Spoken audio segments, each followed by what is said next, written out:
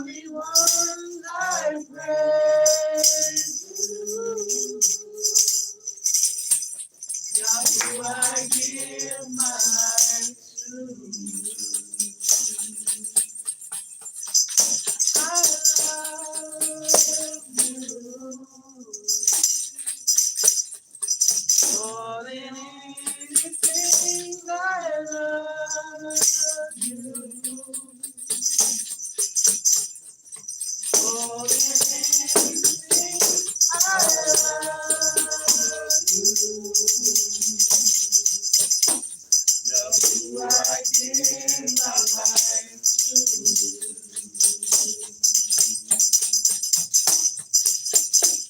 Yahweh, I give my life to you.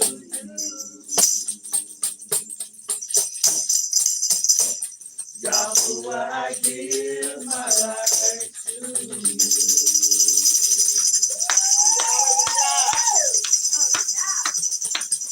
Hallelujah. Hallelujah. All right.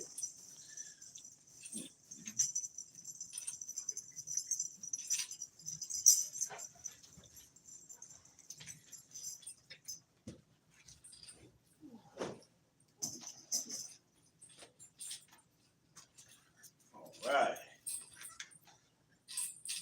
Hallelujah. Praise the Most High for allowing us to be here on yet another day of atonement.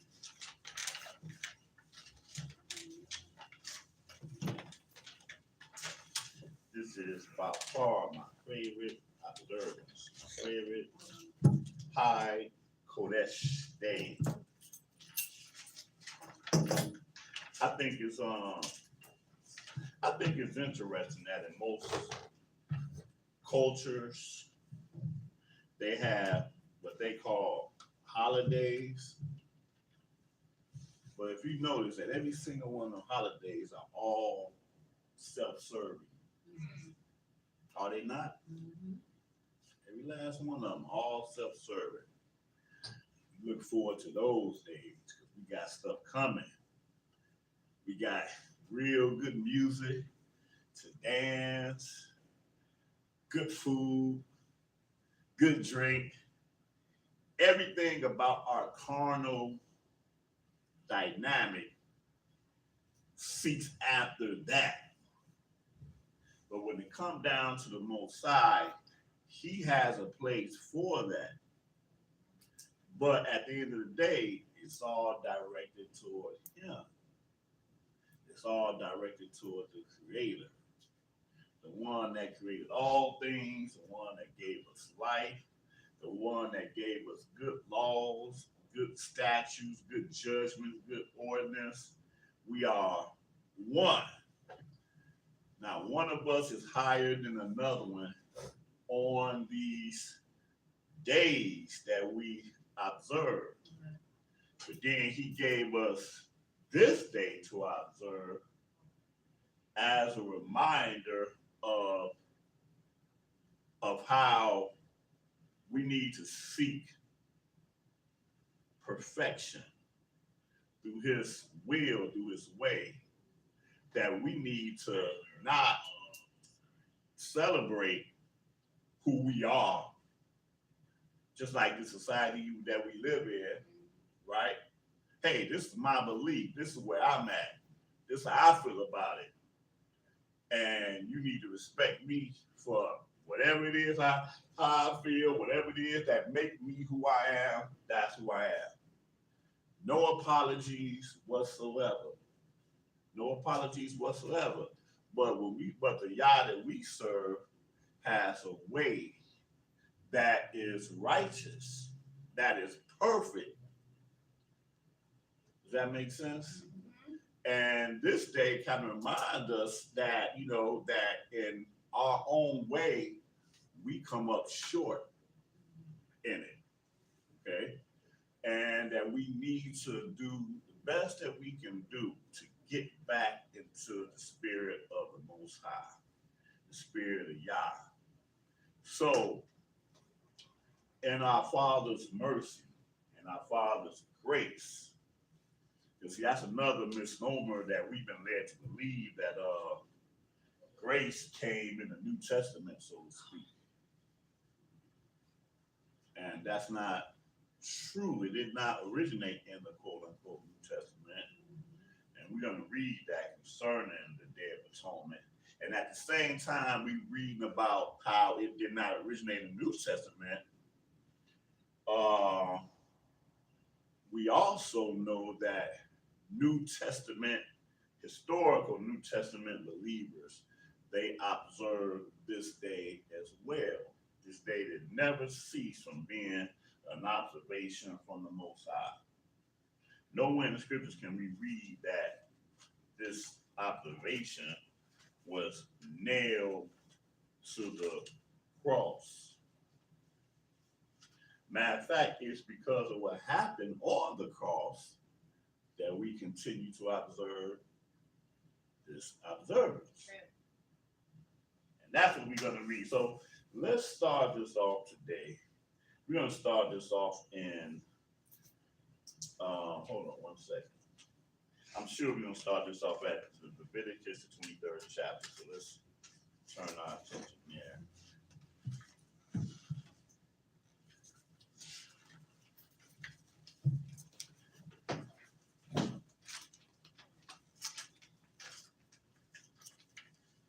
Man, this is the month that we're going to be reading Leviticus, the 23rd chapter a lot. Just like my job, they couldn't understand these random days. Right? Like, what's going on? Right. Random days. Days that I just made up.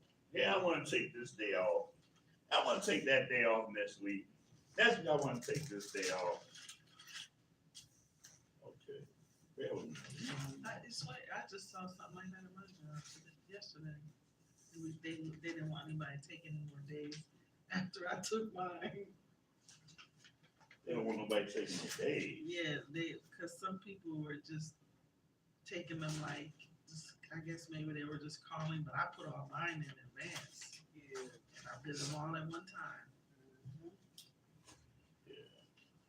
I guess that applies to people that really need that job and can't find something else to do or whatever.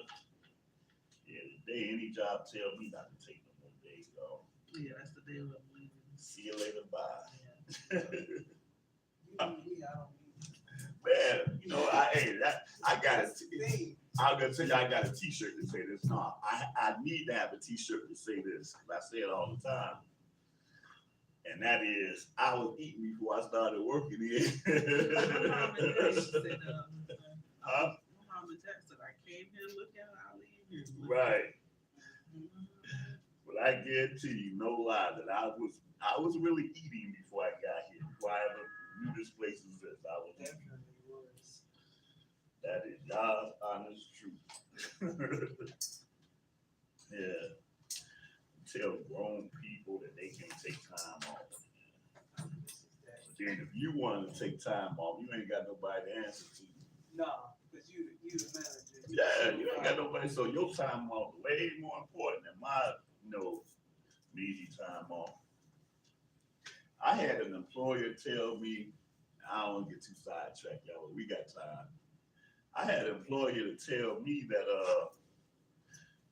that's the reason why I don't pay y'all a whole lot of money. Oh, yeah, she told us all that. Because if I paid y'all a lot of money, y'all would be because of the work. Yeah. We had this, that was the same. Right. Different company, but she began to be yours. Yeah.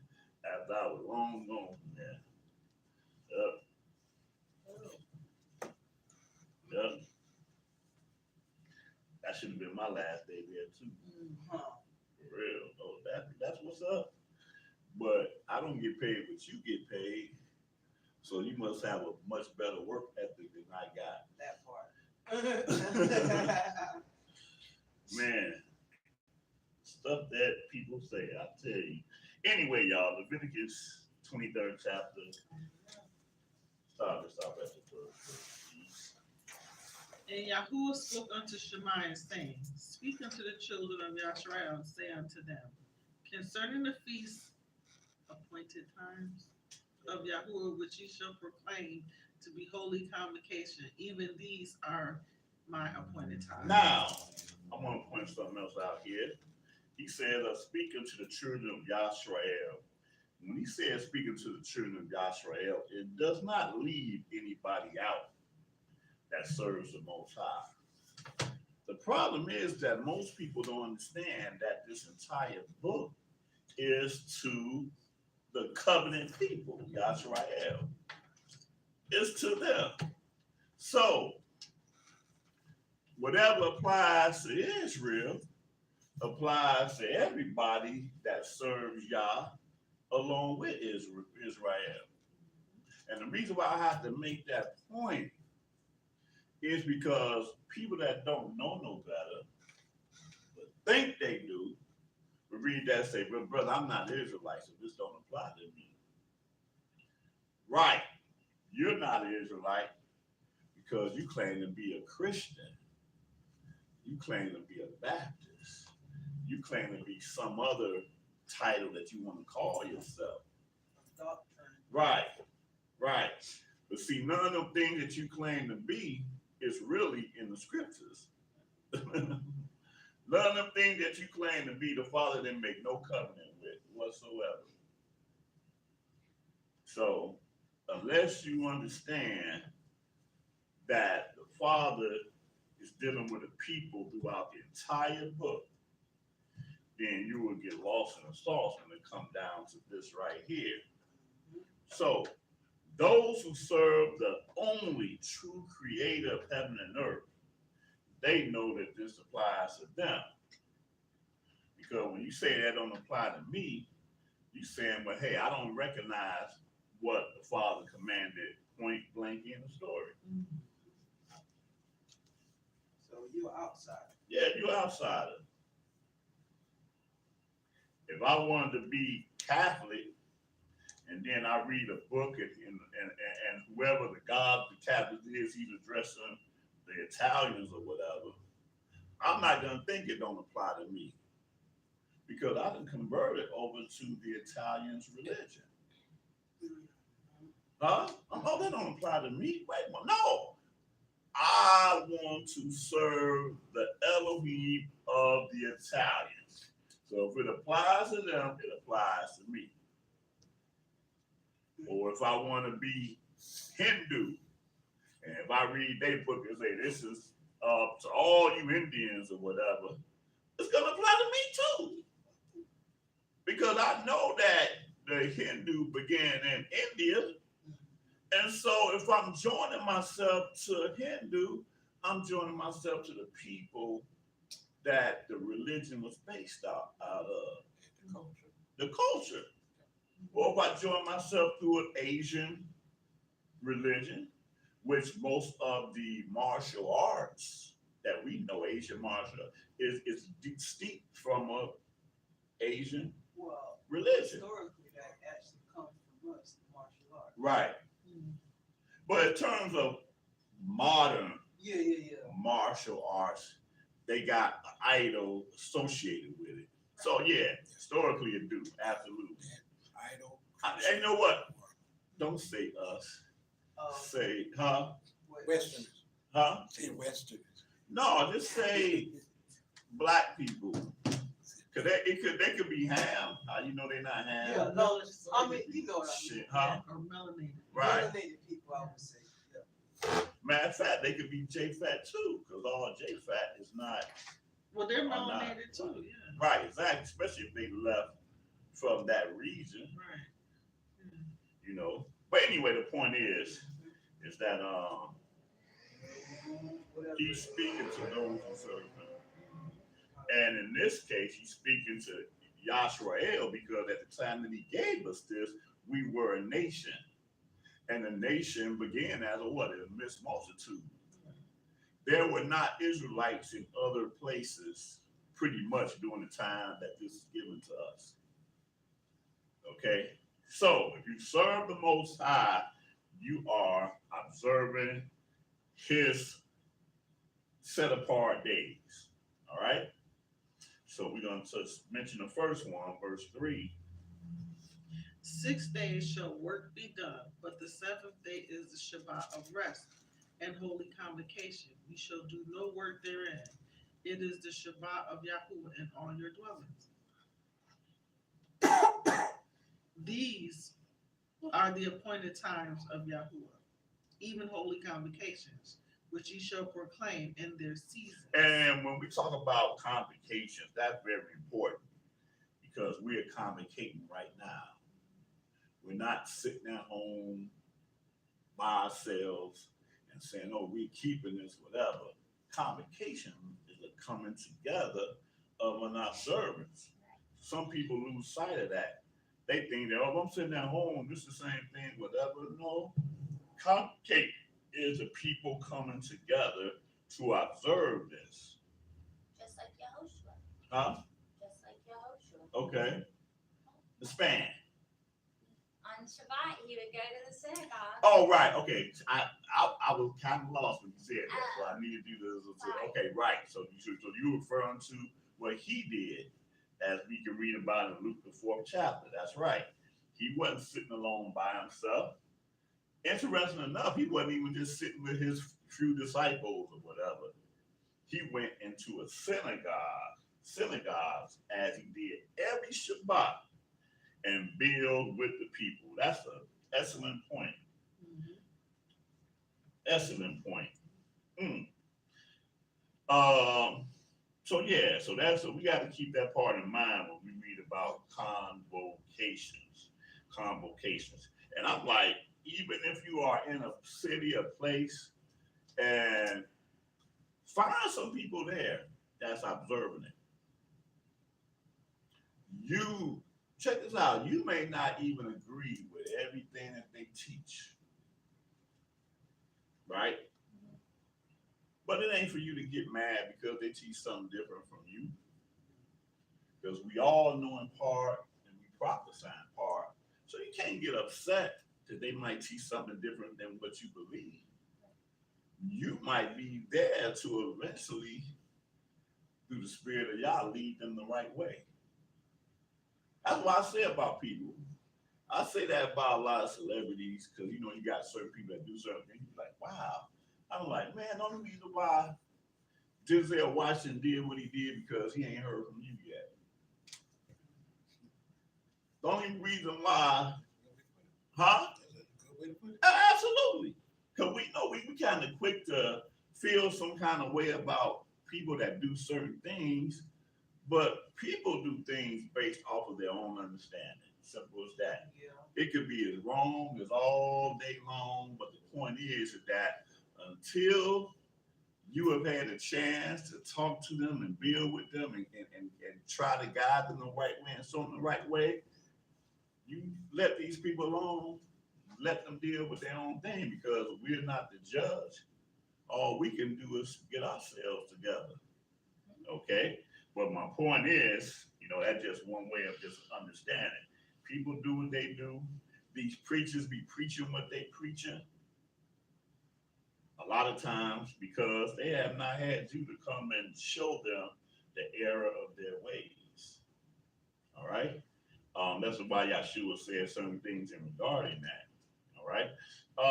All right, so let's skip down to where we are at now, which is we are now in the 7th month. Skip all the way down to the 26th verse. And Yahuwah spake unto Shemaiah, saying, also on the 10th day of this 7th month there shall be a day of atonement. It shall be an holy convocation unto you, and ye shall afflict your souls, and offer an offering made by fire unto Yahuwah. Right. So there are some people that may be watching this for the first time, whatever. And since we're live now, they could probably be saying, wait a minute, today is the 9th month, September. What's the date? The 5th? It's October. I'm sorry. Oh man. Today is the 10th. Today is wait a minute, you got me all messed up. This is October. So October is called the 10th month. Mhm. Today is October the 5th. Mhm. And you clearly just read that it's the 10th day of the 7th month in the scriptures. So what does that mean? How do we get the 7th month 10th day? And today is clearly the 10th month and the 5th day. Well, the reason why anybody would ask that because they don't understand that the Father's calendar is different from this Gregorian calendar that we're under right now. The Gregorian calendar is man-made, but the Father gave us a calendar that we can all observe. And the calendar is basically is lunar.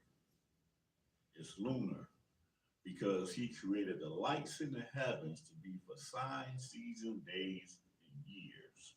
So because of that, every new moon begins the month. And the moon, if you was having to look up in the sky, and you could actually, you see, I think you could see the moon even right now in it's daylight. I think I saw it earlier. Yeah. You saw it? Right, right. The moon probably right now, I'm gonna just guess. I think that it's probably, no, let me think.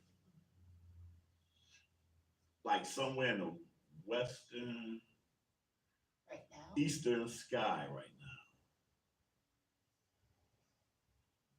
Because he keeps going back. Yeah. Right. I saw it more in the eastern. Eastern sky, right. Yeah. Exactly. Right. That's correct. That's correct. Anyway, the point is that the phase of the moon right now is going to let you know that it was that 10 days ago, it was a new moon. And everybody on the face of the earth can see that same moon. I don't care if you're in Japan, I don't care if you're in Australia, I don't care if you're in Moscow. There ain't no different moon. It's going to be the same moon, same phase. Like the one time I heard somebody say, "Well, what is the moon in Jerusalem?" In Jerusalem, I say, "Dude, seriously, seriously, it's the same moon you see." But anyway, but that is how the Father's calendar is. He didn't need some man to write down some specific calendar or whatever. He allowed all of his creation to look up in the sky and be like, "Oh wow, there's the moon." New moon. There's a full moon, which is typically about the what day of the year, what day of the month. 14, 15. 14th, 15th day, absolutely. Which is when most of our holy days, observances like unleavened bread or Passover, and the one we got coming up this month, which is the Feast of Tabernacles, we're gonna be looking at the same exact moon. Same exact moon. It's going to be situated in the same exact because the full moon rises in the east around sunset. It's consistent like that. And the consistency of the lunar cycle lets you know that there is a Most High Yah. Hallelujah. That's right. It has never, since creation, since before man was on the face of the earth, there was. All right. So that's a powerful It's powerful. yeah, powerful testimony concerning our Yah, you know. And he's right now, he ain't right now, he always been looking for those that serve him in spirit and truth. And this is what this is about today. This is why we're here in the middle of the day. Today happened to be called Thursday, what they call it. But we're in the middle of this day and we are keeping this observances because this is what we were commanded to do as we're reading here in the scriptures, okay? So what verse did you leave off at? I left off at verse 27, Okay. 28. And ye shall do no work in that same day, for it is a day of atonement, to make an atonement for you before Yahweh your Elohim. For whatsoever so it be that shall not be afflicted in that same day, he shall be cut off from among his people. And whatsoever soul it be that does any work in that same day, that same soul will I destroy from among his people.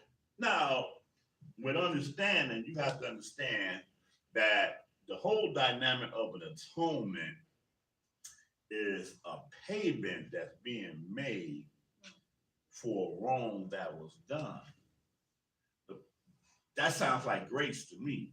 It sounds like grace to me because the scripture says, I think he says this in 1 Kings 8 chapter, it says, well, for all men have sinned, right? It says that in a few places throughout the scriptures. But that is the true dynamic that we have transgressed in one way or another. Physically transgressed, mentally transgressed. There was something about what we have done in this body, because it just on a notion, Adam and Eve, they were created perfect beings, but the Father gave them their own will to follow him.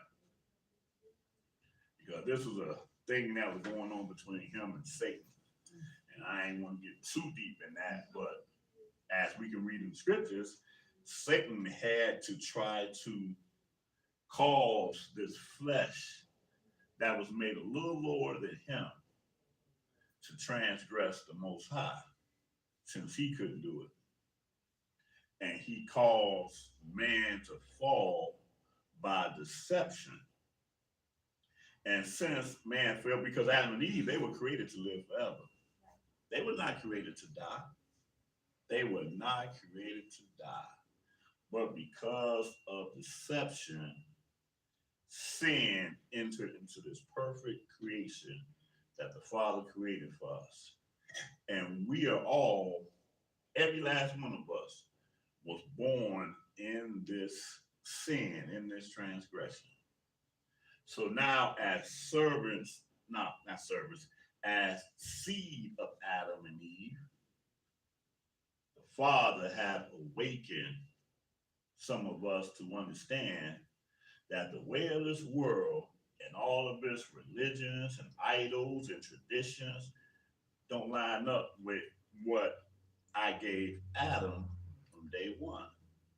And therefore, we choose to serve the Creator. We choose to do what our ancestors failed to do, whether it was through lack of understanding or by their own volition or whatever. The Father is allowing us to rise up in this creation to do that has been taken away from everybody else through deception. Again, that is another testimony of the Most High. All right, so we are here, but nevertheless, we've had sin that we have done. Of course, Mm-hmm. we're all sinners. All sinners. But through his mercy, he had given us an observance for us to be mindful of our sins and transgressions. And we're going to read exactly how the Day of Atonement was, how it was established. Okay, where we at? Verse 31. Uh-huh. And ye shall do no manner of work. It shall be a statute forever throughout your generations in all your dwellings. Oh, he said that this shall be. Read that again. It shall be a statute forever throughout your generations in all your dwellings. When I read that, and he's telling me that this is going to be a statute forever throughout my generations and all of our dwellings, I don't know about y'all, but that in a whole nother way is letting me know that there can never be another entity that come on the scene and tell me, oh, you don't have to do that no more. You can stop now. Because this, that, or the other, you may stop now. No, but he said it should be a law throughout your generations and all your dwelling forever, like forever. Right, right, right. Right. See, if you serve the Most High and you read that, you understand that. Right. But if you serve something else, you read that, but in your mind, you're like, oh, okay, well, maybe the Father didn't know that this was going to take place. Maybe the Father didn't understand that before forever happens, something else, he's going to change his mind or something else. You see what I'm saying? It's philosophy that kills truth. And theology. Philosophy, theology, anything that opposes what thus says the Most High is contrary to the Most High. Okay? So that 31st said, you should do no manner of work. No manner of work. See other place he say, do no servile work. Here he said, do no manner of work. Period. Don't try to ask me what type of work you can do. You should do no manner of work. I mean, come on now. You got until the sun go down and to do all the type of work you want to do. One day he gave us to set aside. He said, you should do no manner of work, and this shall be a statute forever throughout your generations, all your dwellings. So everybody that is serving the Most High in spirit and truth is observing this observance without fail. Without fail, okay, observing, okay. Go ahead. It shall be unto you a Sabbath of rest, and you shall afflict your souls in the 9th day of the month at even. From even unto even shall you celebrate your Shabbat. Right. Now, years back, way years ago, I can't remember how many years it was, when I read this one verse, it let me understand something that most people still don't understand. That when we read and I'm singling out the King James version. There may be other versions that might read the same way, but specifically in the King James version, it let us know that even and evening are not the same thing. Even in the Hebrew, both words come out from the same Hebrew word of red. Same Hebrew word of red. But just like most other Hebrew words, one Hebrew word can have 4 or 5 different meanings. Every last one, I don't know no Hebrew words that don't have multiple meanings to it, you know. But one interesting thing about in the English is that in English you can pinpoint specifically the meaning of a word because 10, 12 words have the same meaning, but you can specify specifically, you know, which word it is. So here it says in the 9th day of the month at even. I read, I'm like, 9th day. Okay, it's only one day of atonement, and atonement is the 10th day. But then it says 9th day. That sounds like 2 different days to me, 9th and 10th. Come on, I know there's a difference between 9 and 10. But then I saw the word even. I'm like, oh, even. So this is specifying that it's the end of the 9th day. And then when you look it up, even in certain other scriptures that's right here in the scriptures, like Deuteronomy, the 16th chapter, it says at even at the going down of the sun. So in some Bibles, it ain't gonna say, you're gonna say evening there because they don't know that there's a difference. But it can't be 9th day at evening. Why can't it be the 9th day at evening? That's when the new day Starting starts. a new day. Mhm. Or specific, just in case people don't understand that, Oh, yeah. it would be the beginning of the 9th day. Right, which was really the 8th. Right, Oh, Right. it's like right. after Well, no, it's not the 8th, it's the beginning of the 9th. Right, Because evening is black.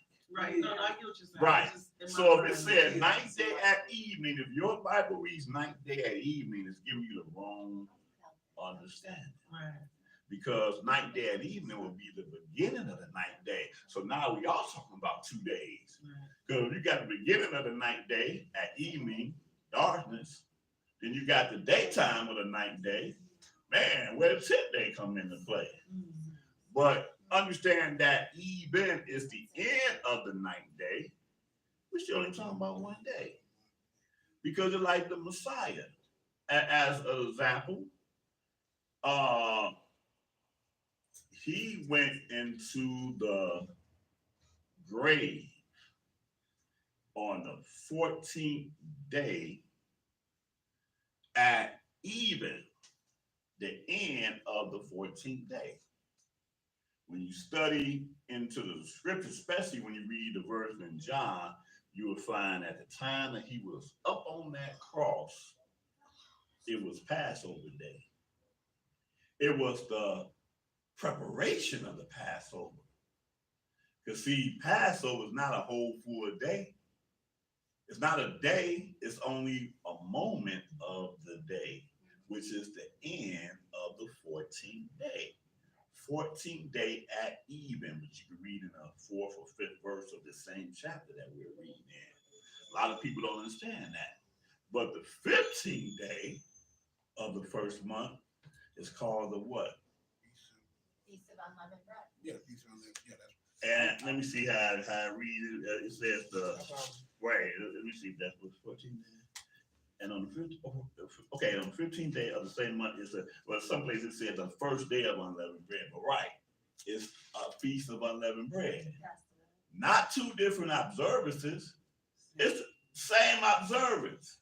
That's why people get confused. They go into the New Testament and say, and on the Passover, and on the Feast of Unleavened Bread, which is called the Passover, or other places called the Feast of the Passover. I know a congregation, they come together on Passover, they don't have food or nothing. They just have bread and wine because they think it's a separate observance than the Feast of Unleavened. Oh, we come back tomorrow and do the Feast of Unleavened Bread. No, it's the same thing. It's just a name that begins 14th day at even. Before the sun go down, it's Passover.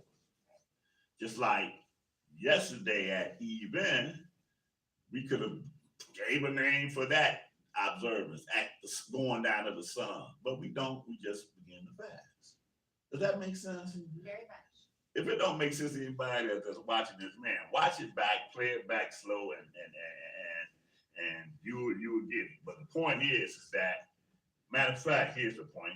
Where we at? I think repetitive teaching helps. Wait, say it again. Repetitive teaching helps. Okay. Yeah, it does. Yeah, sorry. Huh? But I was gonna say to another way to look at it. Okay. You say even with like the sun going down, but then be like 8:30ish, 9 being the new day. Right. Or the beginning of the new day. So even though it's part of the same like the same area, you do your bread and stuff at the even. Right. The next day now you got the unlimited bread that's coming around. Right. That's correct. I mean that's what it is. That's just what it is. But see, here's the thing. Don't get me wrong. The 14th day is what it is. But the Father, when you look at the Father's time, he don't count a part of a day as a whole day. Even in just the kickoff point. It's still the 14th day, but the actual day is it's still the 9th day, yesterday. It's just that even is when you get it together. Because he don't want you to mess up the 10th day. He wants you to kick when that sun begin to go down. You better be into this thing now. Prepared. Right, prepared. You better be prepared. Even prepared. Even being prepared so that once the sun is down, you already into it. Ain't no more preparation no more. You already into it, okay? So he said in 32, it said, read that one more time. It shall be unto you a Shabbat of rest, and ye shall afflict your souls. In the 9th day of the month at even, from even unto even shall you celebrate your Shabbat. Right. So the whole dynamic of even is very crucial to understand the time of the Most High. Because you will be all confused if it reads 9th day at evening or 14th day at evening. Some people to this day don't understand that timing because they get lost in the word evening. All right. And I hope that's clear. I think it's the verse the verse you gave in Deuteronomy where it says the going down of the sun. Right. It don't really get any easier than that. Right. But I think because of how I learned it the way you talked about it the first time. And it took a minute for me to see it this way that you're doing it. Really? Yeah, because I had never learned it this way. Okay. But Okay. Yeah, me reading that one verse, and I read ninth day, the light bulb went off. I said, wait, something ain't right here. yeah, I had another brother that used to go to our class. He understood it a long time ago. No, he understood it the way you understand it. Right, I know. And it was a conflict. That's what I said. I know it was a conflict. And I couldn't see it at first. I was like, I hear what you're saying. And I didn't shut him off. It just wasn't clear for me because I couldn't see it. Right. And that's the thing, sometimes we make it hard, but again, when you've been, I ain't gonna use the word taught, because you think you was taught. Yeah, I'm gonna get there.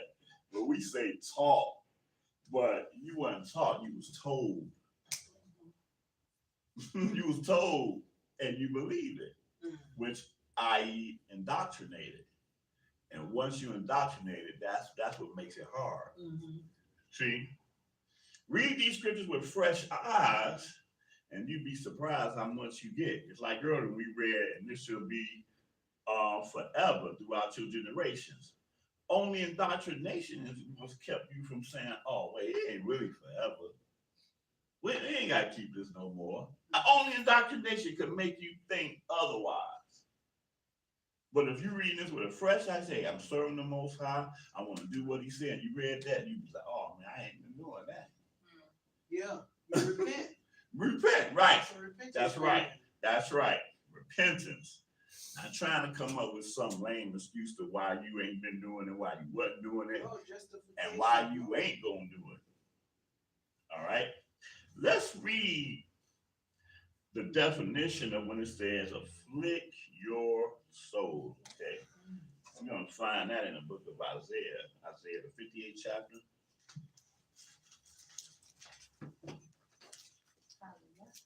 Mm-hmm. You'd be surprised. You got people not even understanding the dynamic of afflict your soul, because he don't really break it down there. But when you speak to a specific culture, they understood what afflict your soul meant.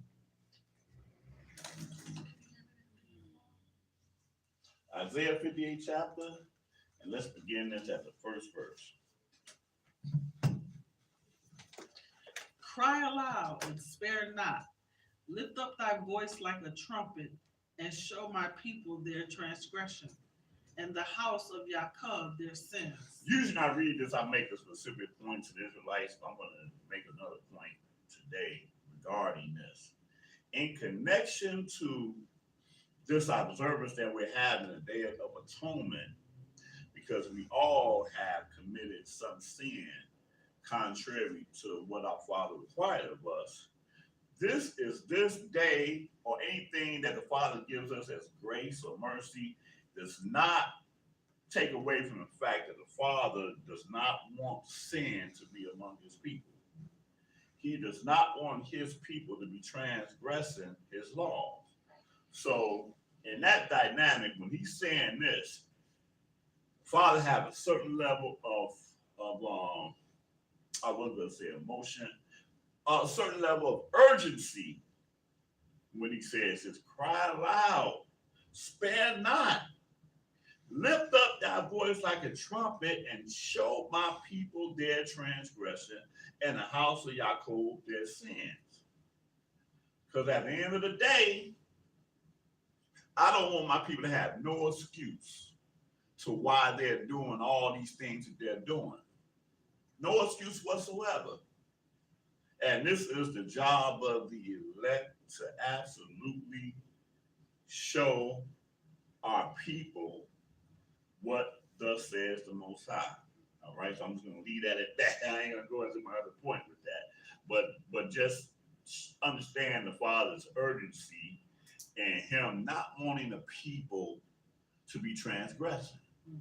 You know, man, I think I'm going to go ahead and do this.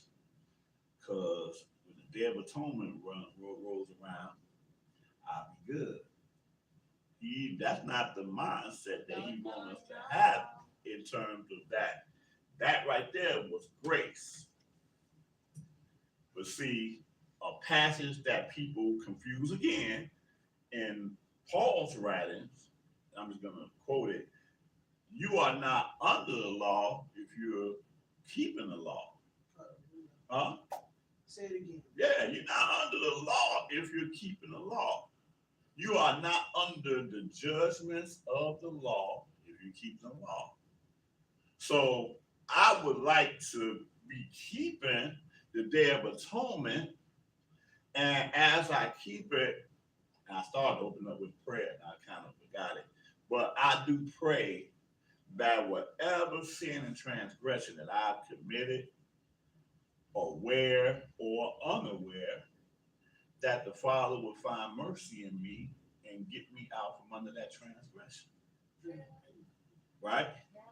It's not, man, Father, come on, Father, you know what I did last week. You know what I did. Father, hey, I made it to the Day of Atonement. I thank you for forgiving my sin in advance. No, see, the Father knows the heart. The Father knows the heart. Don't try to satisfy yourself into thinking that you got away with something because this is the Day of Atonement, or even Yahshua's blood took it away or whatever. Hey, clean your heart. He wants you to clean your heart. He wants you to be obedient. He wants you to become that new creature. Not somebody that try to use it as an excuse to do sin. All right? Which causes you to sin more. Huh? Cause you to sin And that's more. what, yeah, that's exactly what it does. Just like those Hail Marys and all that. Right. junk. Good point. That's great. Good point. You know, that's an absolutely good point. But see, the Hail Marys again come from us. Because this is what we were doing on the Day of Atonement. Coming on the Day of Atonement, being all pious. One part of our brain, but the other part of our brain, I already know what I'm about to do tomorrow. Just like the Or lady- tonight when the sun goes out. Huh? Just like the woman in Proverbs. Okay. When she sat at the corner for the men to come, and she was like, I already made my vows to the Most High, I already made my sacrifices. Mhm. Come with me, come lay with me. Oh, man, that's crazy. Yeah. That's crazy. Yeah. Absolutely. Tell him this brother it was all good. Yeah, we straight. My husband Right. on- That's on the right. road He for a couple gone. of days. I done went to church already. I'm good. Yeah, Wow, man, you brought a heavy hit on that one, man. yeah, man. Seriously. But and so now he about to give us out. He say, now I'm telling y'all to cry loud and spare not, lift up your voice like a trumpet. And again, we observed the memorial trumpets 10 days ago, right? But here he said, well, go ahead, verse 2. Yet they seek me daily and delight to know my ways. Oh man, this sounds so familiar. He said these people here, guess what they do? They seek me daily and delight to know my ways. I'm not gonna go into I think that's Ezekiel the 20th chapter. When they come up to Ezekiel, they say they inquired of Ezekiel concerning him. And the Father say, would they be inquired of by me? I would not be inquired of by them. The Father was tired of that. But as a people, that's what we did. Yet they seek me daily. Now that sounds good, don't it? That for them to seek him daily. Yeah, that sound real good. Right. But they only seek him to justify their own actions. Right. They seek him just so they can probably gain some type of knowledge that they can use against people and not for people. Right? Like we'll be in the barber shop. Y'all be having a conversation, talking about whatever. And I come in there with my chest puffed out, be like, man, y'all don't even know what y'all talking about, man. Look, this is what it said, you know, y'all, we supposed to be talking about the law or whatever, righteousness or whatever, but everything about my spirit is all messed up. And I'm coming in there to rebuke you.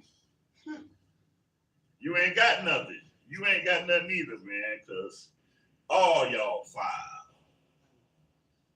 and I'm in my self-righteousness, and I speak, y'all just listen. And that's what it is. Yep. Yet they seek me daily and do what? Delight to know my ways. That's what it is. But it's not in righteousness. Go ahead. As a nation that did righteousness and forsook not the ordinance of their Elohim. They ask of me the ordinances of justice. They take delight in approaching to Elohim. Oh yeah, that's like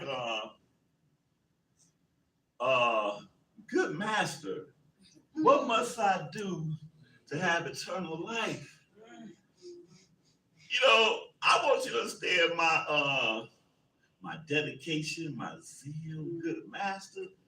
Man, huh? Sell everything. Right. But he ain't got to that point. He like, look, man, right now I'm just trying to get you to understand, brother, that me and you, Yeah.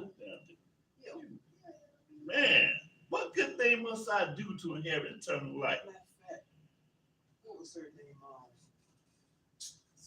She asked Yahshua for her sons to sit at his right hand Oh, and yeah. his left hand. Yeah. Yep. She came in Yep. secret too. Yep. And see, I like you say that. I like that she came in secret. Who else came in secret? What's his name? Somebody else came in secret. Nicodemus. Nicodemus came in secret too. He came in secret too. So this is the same, man, we are the same people today, yesterday, but prophetically not forever. Hallelujah. The same people, man. Like same mindset. Nicodemus, boy, he was like Shemaiah, boy. He looked to the left, he looked to the right. And when he saw there was no man, Yahshua, we know that you a teacher come from the Most High, but no man can do these things except the Father be with him. And then after Yahshua told him a couple of things, he like, man, are you not a master in Israel and know not these things? Yeah, you should know. You should know Yeah. better. What Lavelle Crawford say? Apparently not. No, that's a joke that he do. He when he's told to stay in the house and don't open the door to nobody, and I think that's his father.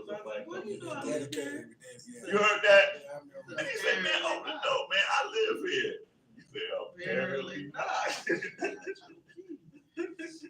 But anyway, absolutely. This is our mindset, though. Yet they seek me daily and delight to know my ways as a nation that did righteousness and forsook not the ordinance of the Elohim. They ask of me the ordinance of justice. They take delight in approaching to Elohim. Absolutely. They take, and we talking about historically as a people. We took delight for Passover to come around. It's Passover, and man, we're gonna eat good there, boy. We're gonna eat good. Can't wait till Passover come. Can't wait till Tabernacle come. I can't even wait for the Day of Atonement come, because even though I might be inconvenienced a little bit, can't eat, can't drink, or whatever, I get to wear my finest white or whatever. Oh yeah, my great linen. Yeah, Man. Yeah. Fall on my knees before all of the people. Show them I'm broken and I got a. Oh yes. I'm holy Yes. and congregate. I'm Yes. set apart. Yeah. Man, all that cussing that I did, but to you the other day, Yeah. curse you out your name and everything, brother. Even you have to recognize that I'm this changed Change man. being. I'm that wasn't real me that you saw the other day. That was something else. That was something else. That was something else, man. I dare you to say anything bad about me, and I'm doing this thing. All right, but they take delight in approaching to Elohim. Go ahead.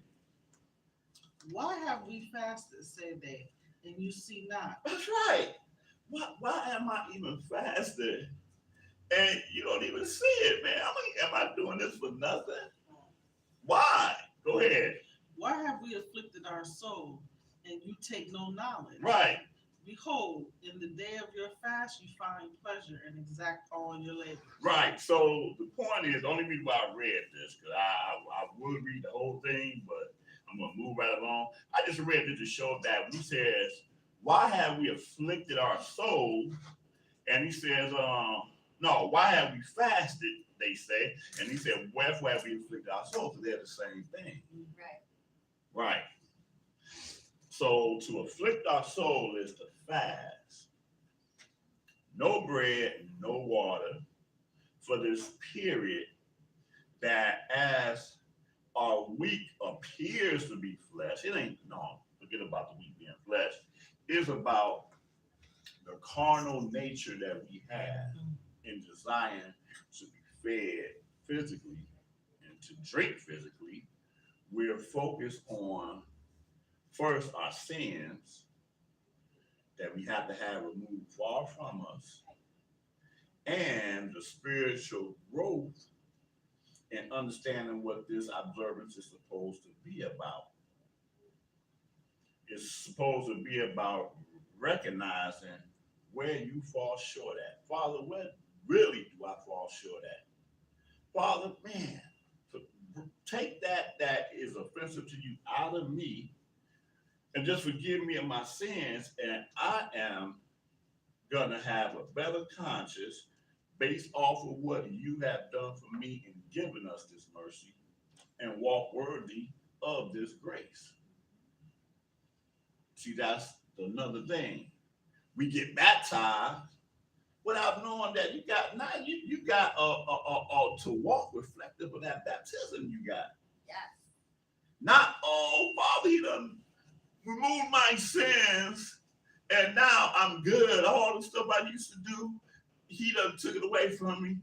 And but you still the same creature though. You still the exact same person. Well, why are we the same people? First and foremost, why are we the same people? Because we were born in sin and shaped in But there's something else though that make us be the same person. Carnal mind. Huh? Carnal mind. It's carnal mind.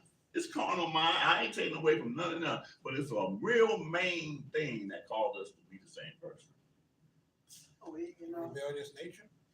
All that's good, but the main thing is that we was not taught of how we need to walk. Oh, we were taught that, oh, he removed our sins, and now I'm under the blood. Now I joined and gave myself over to the church. Okay. But the same baptism you were baptism also told you that you don't have to keep the laws no more. Yeah. So what you just did was a waste of time. Total waste of time. It's a spit in the fellow's face, bro. Say it again. It's a spit in his face. Right, but that ain't what we were taught. We taught that just because of the fact that we went down in the water in whatever name that the preacher said, this is our proof to show that we love him. And now we're part of the household of faith. There was no true foundation that was given to us so we can continue to grow. Right. See, that's I think that's the most important thing. Because you got to be taught. If you're not being taught the truth, you're gonna, by default, you're gonna fall into deception. You're gonna fall into the lie. Yeah. You know, so that's basically what that is. Okay, so but moving right along, let's go into the meat of the atonement, and that's found in Leviticus, the 16th chapter.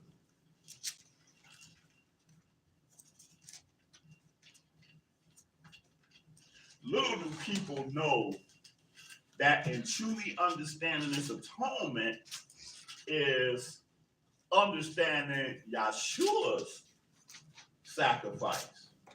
If you don't understand or know what the atonement is about, then all Yahshua's sacrifice was nothing just a tradition that he did, and we just, honor the tradition. Nothing more, nothing less. But to really understand the atonement, you will know exactly what Yahshua did in the fullness. Leviticus, the 16th chapter, and start this off at verse 1. Let's understand historically concerning this observance. Hallelujah. Leviticus 16:1. And Yahuwah spake unto Shemaiah after the death of the two sons of Aharon, when they offered before Yahuwah and died. Oh, now let me look at that for a minute, because Aharon had these two sons, and I think that what it reads is that I think they offered up strange fire before Yah, and they died. Right. So they're in their position as being high priests, did not perform the function of the high priest as the Most High prescribed, right? I wonder in their mind, were they thinking, well, oh, I know this is wrong, but we'll get to the Day of Atonement and Father will forgive me of that sin. No, Father cut them off. So again, just as we're not supposed to use this Day of Atonement as a means to think that, oh, okay, we've been forgiven and now we go back to doing the same stuff we used to do. It's the same thing with Yahshua's sacrifice. The exact same thing regarding Yahshua's sacrifice. Matter of fact, we're going to read some of that, okay? But anyway, they died. They died because they did not do what they supposed to have done. Okay, go ahead. And Yahuwah said unto Shemaiah, Speak unto Aharon, your brother, that he come not at all times into the holy place within the veil before the mercy seat, which is upon the ark, that he die not. For I will appear in the cloud upon the mercy seat. Thus shall Aharon come into the holy place with a young bullock for a sin offering, and a ram for a burnt offering. You shall put on the holy linen coat, or he shall put on the holy linen coat, and he shall have the linen breeches upon his flesh, and shall be girded with a linen girdle, and with the linen mitre shall he be attired. These are holy garments. Therefore shall he wash his flesh in water, and so put them on. And he shall take of the congregation of the children of Yashrael 2 kids of the goats for a sin offering, and 1 ram for a burnt offering. And Aharon shall offer his bullock of the sin offering, which is for himself, and make an atonement for himself and for his house. Right, because and again, as perfect as Aharon was supposed to be, as a man, as a high priest of the Most High, there were still things about him, as there are things about every last one of us, that separates us from the Father. Mhm. So he didn't just go and offer a sacrifice. He first had to make himself sanctified. He first had to make himself have whatever sin he had to be taken off of him. Okay, so in verse 5, he says he should take of the congregation of the children of Yashrael 2 kids of the goats for a sin offering, 1 for a burnt offering, and Aharon shall offer his bullock of the sin offering, which is for himself, and make an atonement for himself and for his house. Yeah, he needed an atonement, as all of us need an atonement. Go ahead. And he shall take the 2 goats and present them before Yahuwah at the door of the tabernacle of the congregation. And Aharon shall cast lots upon the 2 goats, 1 lot for Yahuwah and the other lot for the scapegoat. And Aharon shall bring the goat upon which Yahuwah's lot fell and offer him for a sin offering. But the goat on which the lot fell to be the scapegoat shall be presented alive before Yahuwah to make an atonement with him and to let him go for a scapegoat into the wilderness. So these 2 goats, they represent the Messiah. And the reason why I say that is because, again, when you look at the Messiah's death, he not only died, but he also had a resurrection. Okay? We're going to read just a little bit of that, but just understanding that he,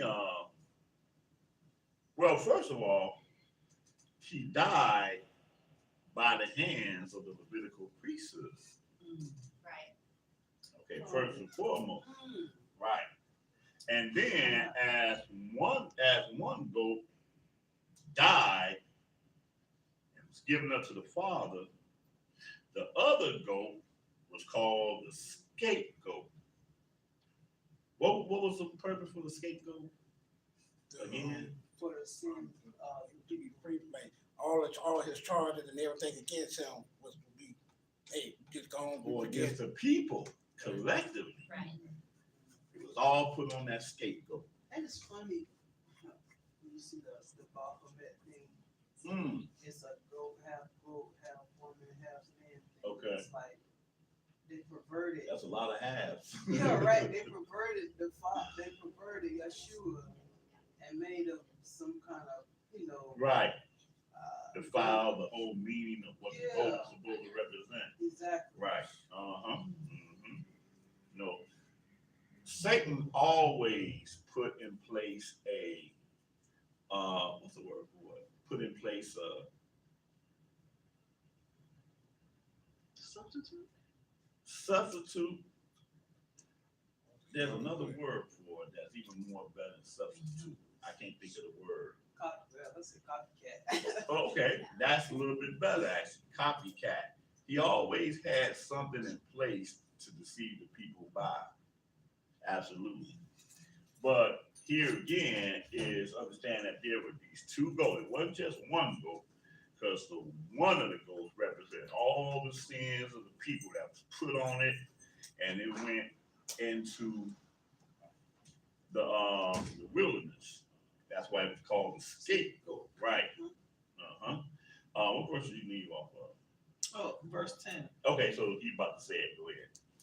Oh, you can read it again? Yeah, Okay. read it. Yeah, read it But again. the goat on which the lot fell to be the scapegoat shall be presented alive before Yahweh to make an atonement with him and to let him go for a scapegoat into the wilderness. And Aharon shall bring the bullock of the sin offering, which is for himself, and shall make an atonement for himself and for his house, and shall kill the bullock of the sin offering, which is for himself. And he shall take a censer full of burning coals of fire from off the altar before Yahweh, and his hands full of sweet incense beaten small, and bring it within the veil. And he shall put the incense upon the fire before Yahweh, that the cloud of the incense may cover the mercy seat that is upon the testimony that he died not. And he shall take of the blood of the bullock and sprinkle it with his finger upon the mercy seat eastward.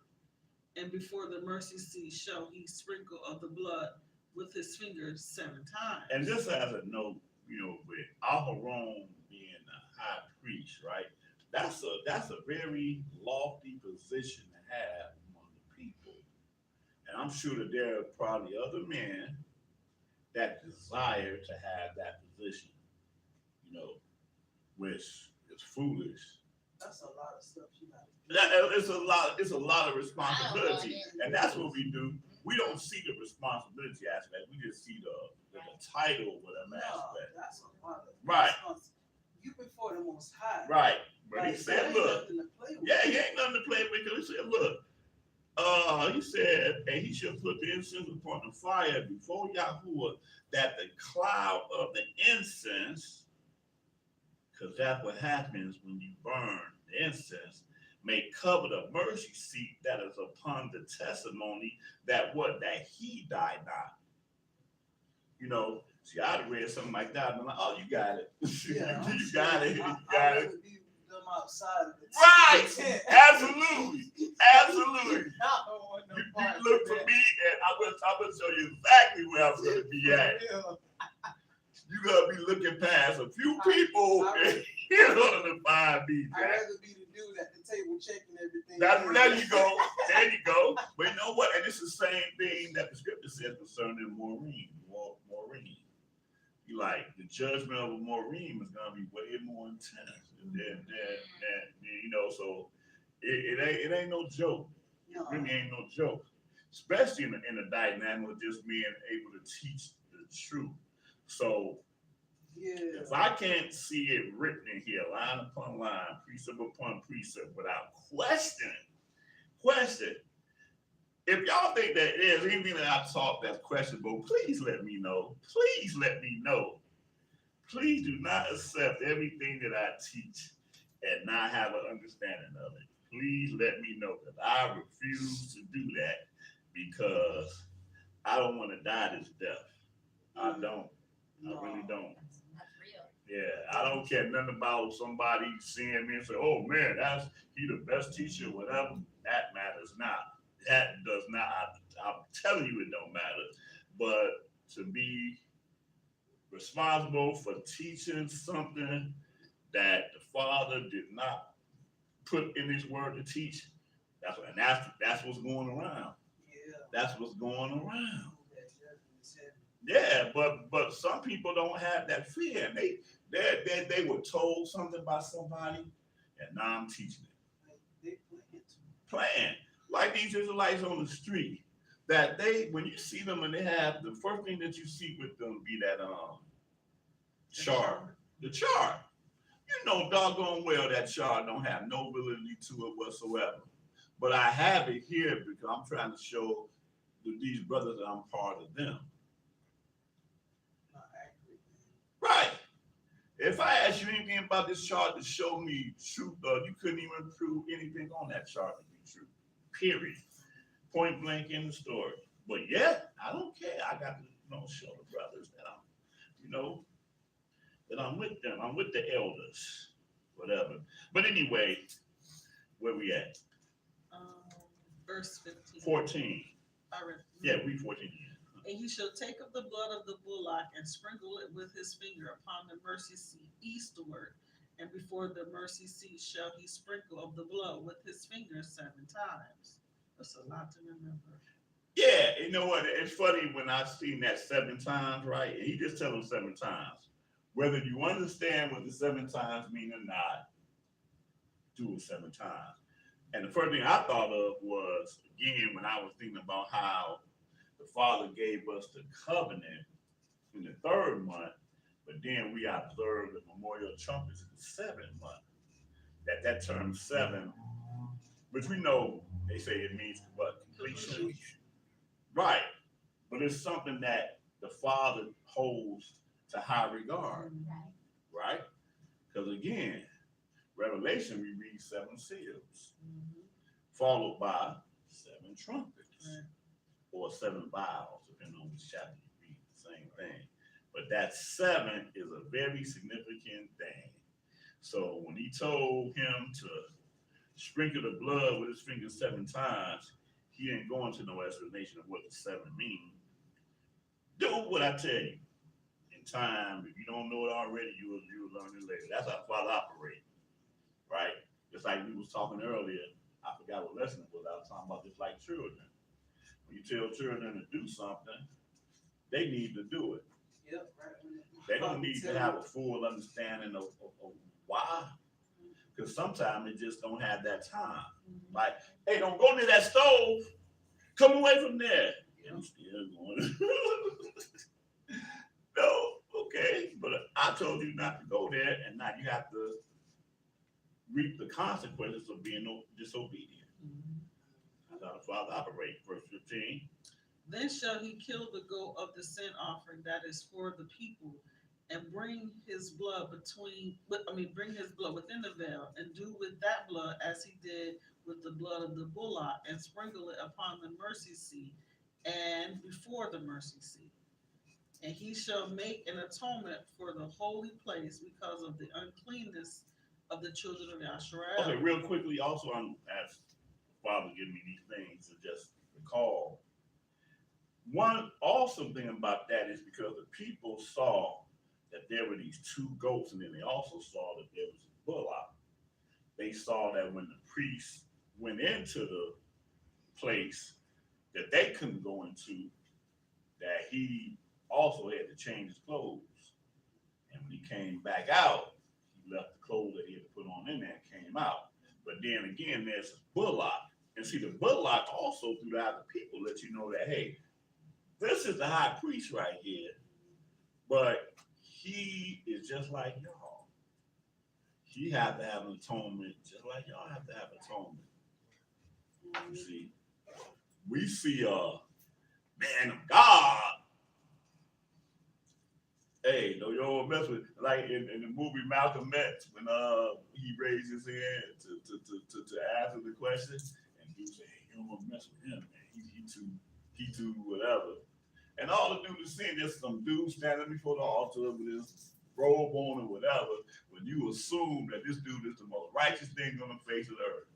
But you don't know nothing about him. He just got this appearance that he's more righteous. So you don't even want to debate with him. You don't want to ask him no questions. Just see the holiness of this man and go on about your business. But again, I'm just stressing the fact that this high priest had a bullock that he had to first do for him and his family before he could even do for y'all, meaning that hey, we are the same. We are when it comes to the both sides, we the same. Exactly the same. Go ahead. Where we at again? Okay, finish that Verse out. 16. And he shall make an atonement for the holy place because of the uncleanness of the children of Yahshua and because of their transgressions in all their sins. And so shall he do for the tabernacle of the congregation that remains among them in the midst of their uncleanness. And there shall be no man in the tabernacle of the congregation when he goes in to make an atonement in the holy place until he come out and have made an atonement for himself and for his household and for all the congregation of Yahshua. And he shall go out unto the altar that is before Yahuwah and make an atonement for it, and shall take of the blood of the bullock and of the blood of the goat and put it upon the horns of the altar round about. And he shall sprinkle of the blood upon it with his finger 7 times and cleanse it and hallow it from the uncleanness of the children of Yashrael. And when he hath made an end of reconciling the holy place and the tabernacle of the congregation and the altar, he shall bring the live goat. And Aharon shall lay both his hands upon the head of the live goat and confess over him all the iniquities of the children of Yashrael and all their transgressions and all their sins, putting them upon the head of the goat, and shall send him away by the hand of a fit man into the wilderness. Okay, so now here's something else that we have to understand concerning the Day of Atonement. Okay, our sin and transgressions are individual, and you might not come up under that. You might get cut off just like them 2 sons of Aaron. But the Day of Atonement is not an individual thing. It was the sins of the people collectively. So what's his name? So and so. Hey, he died 2 days ago. I'm just saying. And so he ain't made it to this Day of Atonement because it wasn't meant for him to make it to this Day of Atonement. But the Father's still doing what he's doing for the people's sake.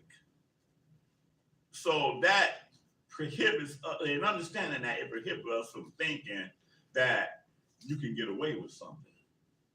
Because the Day of Atonement is not about you, it's about the people. Father might deem you, hey, you dead. You dead in your sins. You dead in your sins. Sucks to be you. But I'm still going to do what I need to do on the Day of Atonement. And he said it. He said it. He said it in the end of 16th verse. He says, in all their sins, so shall he do for the tabernacle of the congregation that remaineth among them in the midst of their uncleanness. So some of y'all ain't made it, but those of you who are still here, y'all standing here in all y'all uncleanness, y'all got another shot to do right.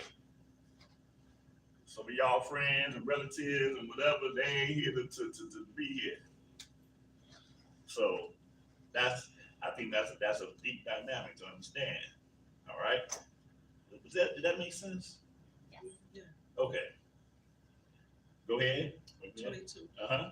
And the goat shall bear upon him all their iniquities unto a land not inhabited, and he shall let gold the goat in the wilderness. And Aharon shall come into the tabernacle of the congregation and shall put off the linen garments which he put on when he went into the holy place and shall leave them there. Right. And no man have ascended unto heaven, but he that came down, even the Son of Man which is in heaven.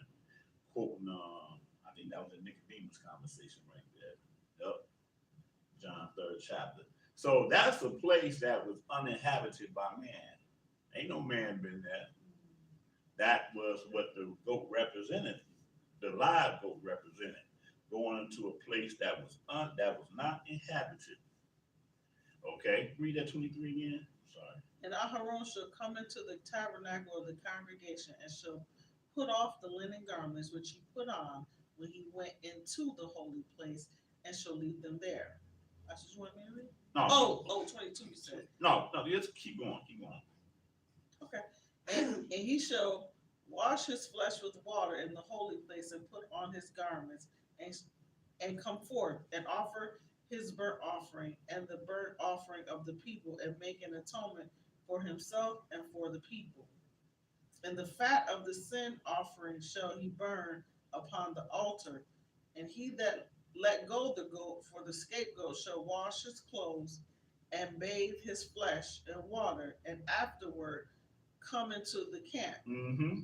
After the bullock for the sin offering and the goat for the sin offering, whose blood was brought in to make an atonement in the holy place, shall one carry forth without the camp, and they shall burn in the fire their skins and their flesh, and they're done. I don't understand that. Oh, okay. It says, in a bullock for the sin offering, and a goat for the sin offering, whose blood was brought in to make the atonement in the holy place, right? 7 times. Shall one carry forth outside the camp, and they shall burn in the fire their skins and their flesh and their dung. So this is the sacrifice. Because see, the thing was, understand, and I'm glad you asked that question. It wasn't so much about the animal dying.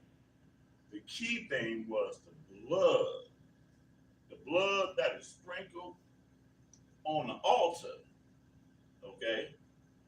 Some people might say, well, couldn't he just, like we do shots and got blood? That's a whole different thing.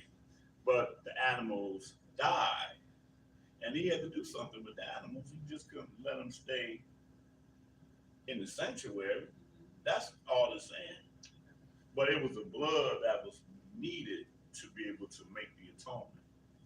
And so the rest of the animal, they just burned it. That's what you just read. I thought they ate that, but okay. That's on different things, like for atonement, they burn. No, I mean, not on atonement, I know, but Right. other times. Right. Yeah. Yeah, other Right. times they had, some Mhm. that, like around their family, we eat the carcass and Okay. different parts of the thing. Oh, okay. Yeah, boom. This atonement, you don't want no part of these animals So at all. Yeah, they all sin, get Right. They're unclean. Right. Not only that, but the point is that okay, we are fasting. Yeah. We are fasting. The whole dynamic of eating got to be the first place for my mind right now. Right. So My thing is, why would you want to eat something that's cursed? Yeah. that's a whole other lesson, but that's as you would say, that part. Go ahead. And he that burned them shall wash his clothes and bathe his flesh in water, and afterward he shall come into the camp. And this shall be a statute forever unto you, that in the 7th month, on the 10th day of the month, ye shall afflict your souls and do no work at all, whether it be one of your own country or a stranger that sojourns among you. That stranger got to do this too. How about that? Because when he said Israel, that's who he was talking to. He was talking to a nation, not just to a bloodline. But this brings to point a whole nother dynamic that I have to address because some people just don't understand. Mhm. Yahshua in the 5th chapter says that until heaven and earth pass away, not one jot or one tittle shall in no wise pass from the law until all be fulfilled. Hallelujah. That means that the law of sacrifice have not been taken away, They've been suspended. huh? They've been suspended. Right, it's been suspended. And people are quick to say, well, it was suspended because Yahshua died on the cross. And when he died, the veil of the temple rent in two. Okay, that's true. But also, you have to understand that we do not fit the criteria to offer sacrifices. Because see, people that don't know, they're quick to say, well, bro, if you're keeping the whole law, then why aren't you not doing this part right here? First off, Okay, good. Go Break ahead. it down. First I'm off, not in the land where he put his name. Okay. right. That's the first thing. And that's what I'm saying. They don't understand the criteria. So the first criteria you said is you have to be in a place where the Father chose to put his name there, which we know is Jerusalem. Jerusalem is the only place where these sacrifices could be offered up. Right. Our Mashiach, Yahshua, he died in Jerusalem. Okay. He fulfilled, and people don't get caught up in the word fulfill. I mean, he did just what the atonement lambs Yahshua did. was the blueprint for us to follow. Let's put it like that. Right. But he had to first fulfill what's written of him and being the atonement. Right, did that first. Right. Then the other part was to fulfill the suffering. Right. And, Okay. what else he fulfilled? Okay. I be trying to get, because people talking. Yeah. I be want to have, Yeah. you can say, okay, he fulfilled this part. Uh-huh. Then he fulfilled the suffering. Right. And, and of course, the rising. Okay. You know what I'm saying? Right. Like I said, he fulfilled The those. goat that went into the place uninhabited. That's the right. That represents his rising up. Right. Right. He's going into a place He uninhabited. went to Right. hill, right? So, Exactly. okay. That's his. Oh, yeah. He went to the grave, all right. He went to the belly of the earth, or 6 feet under, or whatever. Absolutely. But you just said the one criteria for sacrifices is being in the land. Because you can't do it any place else. I know some Israelites mess that up too. They be trying to do Passover, they get a lamb and they burn it off, and they in Atlanta, Georgia, wherever. No, bro, you can't do that. So that's the first criteria. And then what's the second criteria? You have to be Priest. descendant of Aaron. You have to be of the seed of Aharon, not just a Levite. Right. Not just a Levite, you have to be of the high priest in order to fulfill this. And because Israelites have been scattered together in all parts of the earth, and he had took our heritage away from us, we don't know what tribe we're from. We do not know what tribe we're from. Somebody say, well, I'm a whatever, I'm a Levite. Or when I tease you and call you the tribe of Gad, she tease her. She's like, oh, we're Levites. I think, oh, you a Gadite. I would say I would. I said, yeah, I said, but I'm just saying, I just be joking. no, I agree. You a Danite. Anyway, you are Issacharites. Cardine, how about that? Huh? Cardine, how about that? Something. Anyway, but the point is, though, there's criteria to offer up sacrifices, and we don't meet the criteria to do it. I don't even want to do it. Right, I'm Right. not going to be held accountable for nobody. right. You know, careful study of scriptures let you know that Saul tried to do it after they defeated the army, and he called himself talking about Samuel was taking too long, and he seen all of these great sheep and oxen or whatever. He said, man, let me go and serve the Most High by offering them up for sacrifice. And Samuel got to him, he was mad. He like, look, this is how he lost his kingship, from just this one act, by offering up these animals. And he was of the tribe of Benjamin. He should have known better to know that that was not given for him to do. But because I'm the king, maybe, the Father will see this in my zeal of worship. And what was that Samuel told him?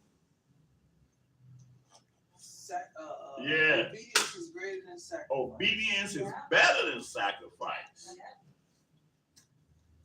What seems right unto man is not how the Most High see it. Obedience, it comes first and foremost.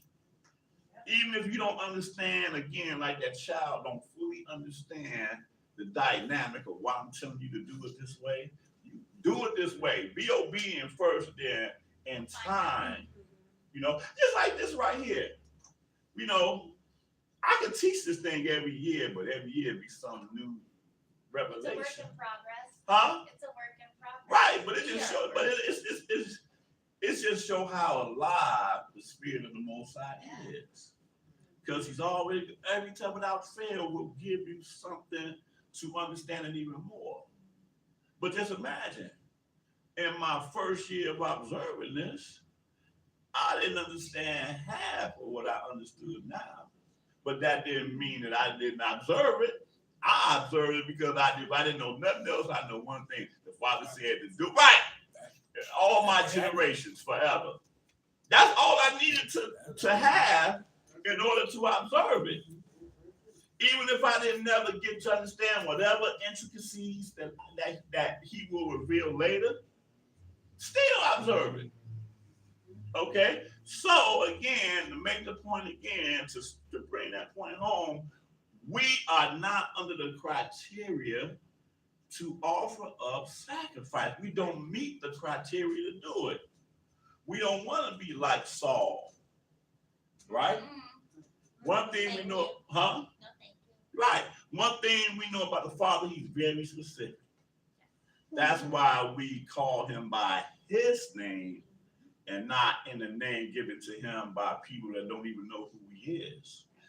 That's another lesson. But the Father is so specific like that,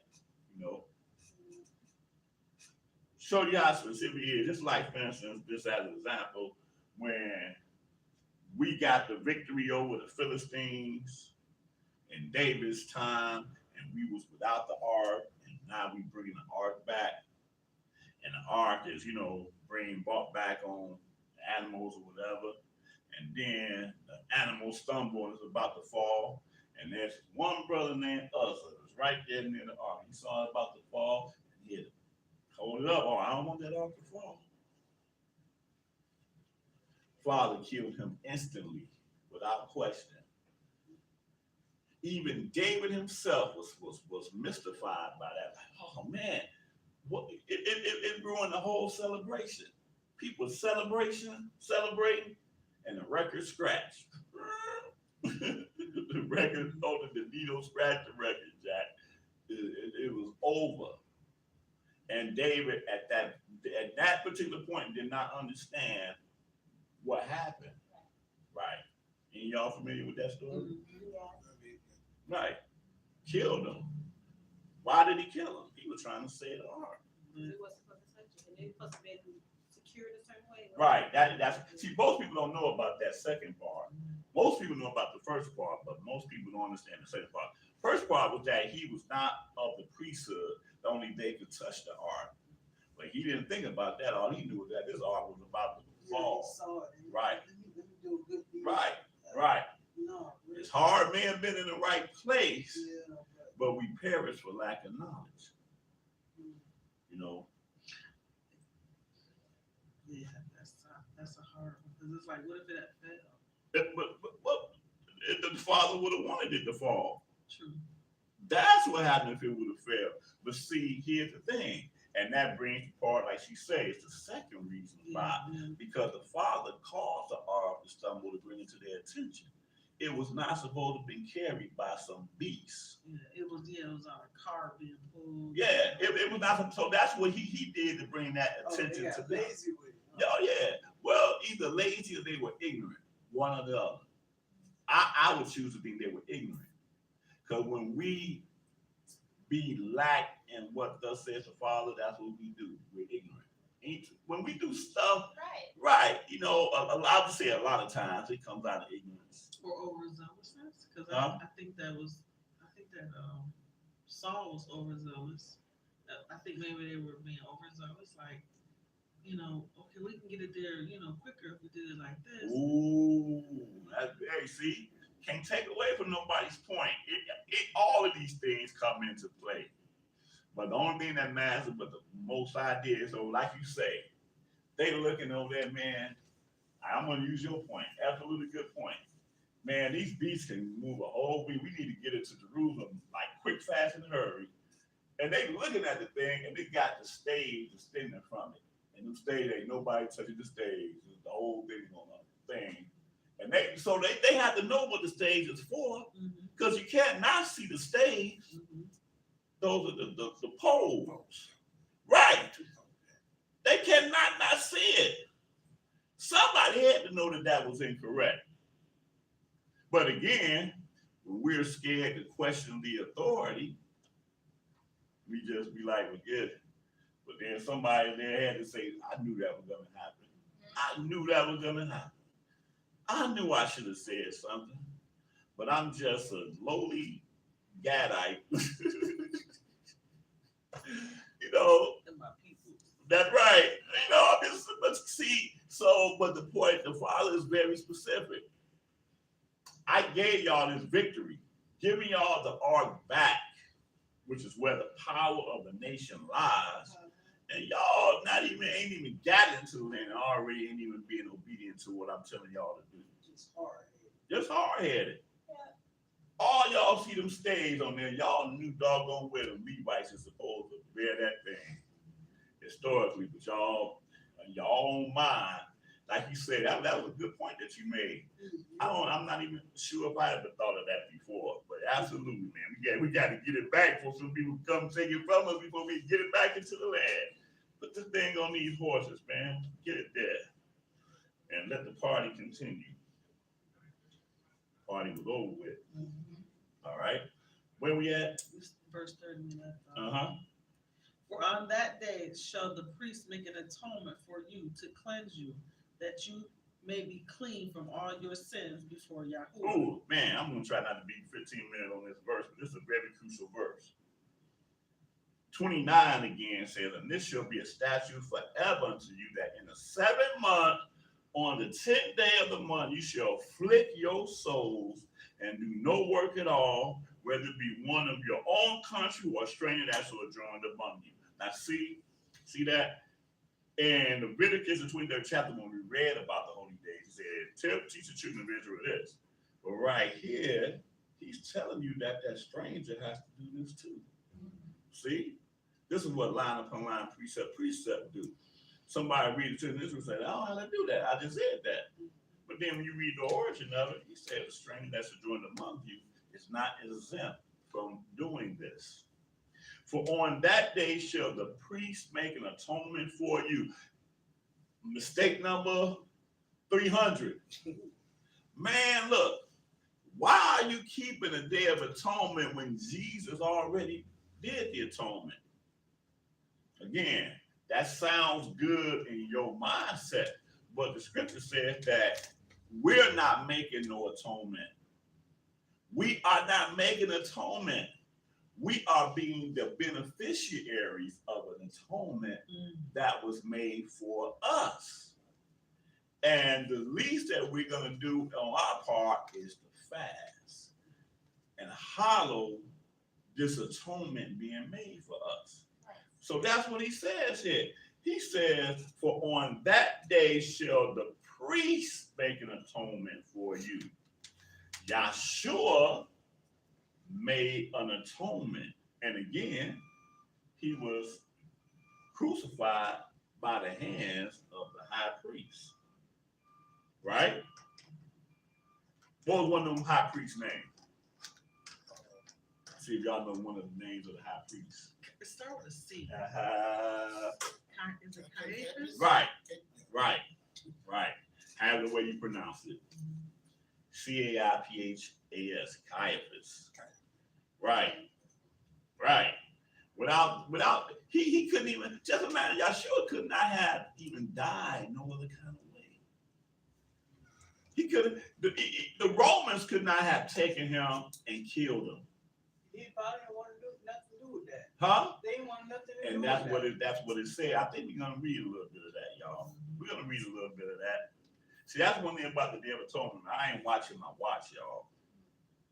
Anybody have to leave, have to go home. Hey, no power to you, but as long as the sun is up, Jack. See, you know what? Here's the beauty of it. I ain't none of y'all hungry. No. Ain't none of y'all thirsty. Because we in these scripts right now. True.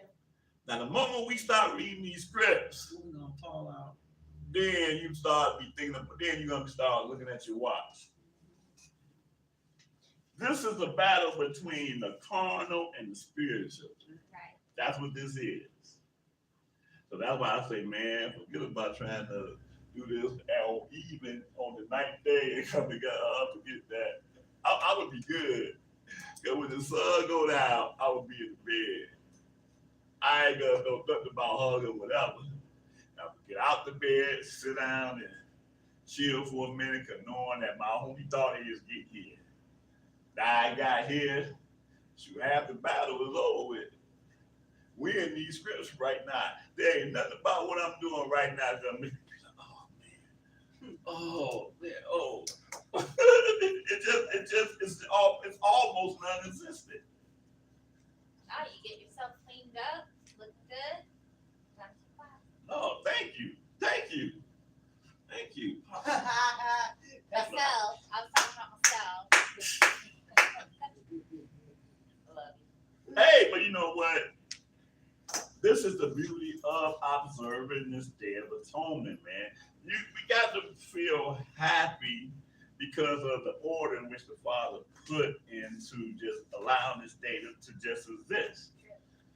Man, but anyway, let's finish this out though. It says again in verse 34, on that day shall the priest make an atonement for you to cleanse you, that you may be clean from all your sins before Yah. Man, I swear I would have never known. I thought it was in the New Testament that we got our souls cleansed before Yah. But the Father already established this in the quote-unquote Old Testament. And he told us, did you read 31 already? Go ahead. It shall be a Sabbath of rest unto you, and you shall afflict your souls by a statute forever. Oh, not really forever. Not really. Just until X, Y, and Z, X, Y, and Z. I'm going to tell y'all what the until part is. The until part is when the new covenant takes place. That's what the until part is. Because when the new covenant takes place, we'll be good. That's a whole nother lesson, though. All right? But we ain't got to that part yet. All right? The priest whom he shall anoint, whom he shall consecrate the minister. I didn't read that. You didn't read that. No, go ahead. And the priest whom he shall anoint and whom he shall consecrate to minister in the priest's office in his father's stead shall make the atonement and shall put on the linen clothes, even the holy garments. That's that son of Aharon order, responsibility. Okay. So that's why they all had to go up every year, because only the high priest could do this. Right. That's right. The Levites were given to the high priest to do the service of the priesthood. Right. Your little local Levite, you weren't authorized to do all Not authorized. No. You can pay tithes to him, but Right. he wasn't authorized. Right. Absolutely. Because he's still doing the service of the priesthood. Right. But these high priest dynamics is only given to the sons of Aharon. Go ahead. 33, and he shall make an atonement for the holy sanctuary And he shall make an atonement for the tabernacle of the congregation and for the altar, and he shall make an atonement for the priests and for all the people of the congregation. That's a lot of sacrifice. Mhm. And this shall be an everlasting statute unto you to make an atonement for the children of Yahshua for all their sins once a year. And he did as Yahweh commanded Shemaiah. So again, I think that we mess up when we look at this as some type of religious thing. Ain't nothing religious about this. This is a culture that was given to a people, and we understood it just like that. So everything that he's saying makes total sense, right? There's no difference. I should not say there's no difference, but it's just like, I should say it like that. 4th of July, if you ever go to a 4th of July celebration, right? We're there and we're dressed up in our red, white, and blue Uncle Sam stuff, right? Which technically we ain't supposed to be wearing flags. Huh? You can wear the colors. Well, yeah. You just can't What wear. you thinking? What you thinking? Yeah, it seems like worship. Just Okay, like, and Yeah, for no, us, and I'm not it's talking flag. about. I'm not talking about Yeah. the law. I'm talking about the Constitution. You're not supposed to wear the flag on your body nowhere. Oh, really? Yes, Yeah, they have Really? a special kind of all the amendment. stuff that we see being done in this country with the flag, according to them, Right. the Constitution, the founding fathers, you're not supposed to do that. You're not supposed to wear a flag on your body, on your clothes, you're not supposed, you can't do Remember, that. you can't let it touch the ground. But this is a part of all of Okay, that. doesn't- Because you make it, it's almost like the priest linen. If you just let him wear the priest linen outside of the veil, then it becomes unholy. It's like it's See, I don't even want no. to do that part. No, I'm just Let's not saying. do that part. I'm saying the flag, Cook, it cook, cook. becomes But nothing. they But the make only reason fun- why I don't want to do that part because I didn't really read their reasoning for this. I'm sure it could be just that. I'm not. Yeah, I shouldn't say that. 'Cause I Right. don't know what the priest linen was for, but No, I'm talking about America, the founding fathers is what I'm talking about. that is what I Okay, said was true. okay, about okay. that. That's what they said. Yeah, because you make it you make it Okay, it's consecrated, Right. so you make it unconsecrated by just right. putting it anywhere. So just like in the like you go to an event, football game or something, and you see how they put the flag displayed among the crowd, and you turn it up, you see the flag, and so it's flat. You're not supposed to lay the flag flat in no kind of way. It's not supposed to get wet. It's not, yeah. They got a whole constitutional thing on how that flag needs to be displayed. Huh. And When people- they put it on their uniforms, military uniform, they had to have a special thing for that because it's yeah, you're not supposed to wear not it, supposed to be on there. period. They had But to it- make a right. special rule. Wow, I didn't. Yeah, Yeah, uh-huh. I guess I kind of did. Yeah. But see, a lot of people don't know that, but I'm just saying, I'm just going by their laws that, but the point I was making though is that when we go to these celebrations, Right. then you will see hierarchy, whether it be the uniforms or whatever, right? There reminds me of like the priesthood. Like I'm not at their level, but they know the responsibility that they have to have, color guard, right? And all of that, you still see that in their celebrations. So when you look at it from a national dynamic, this makes sense from Israel's national dynamic. You got the high priest, and they're going to be there. You're going to know who the high priests are. Right. They might even have a certain wear that they wear that's sanctified unto them, that you will know that that's who they are. You don't even want to probably don't even want to be standing next to them because you be like, oh, okay. Like when you see the generals and all of the, I ain't got nothing to say to them. They're in their own world. It's the same dynamic, the same exact dynamic. But he say here in 34, and this shall be an everlasting statute unto you to make atonement for the children of Yahshua for all their sins once a year. And he did as Yahweh commanded Shemaiah. Okay. Pick it up from the beginning of the first verse of 17th chapter. I want to read something else here. Okay.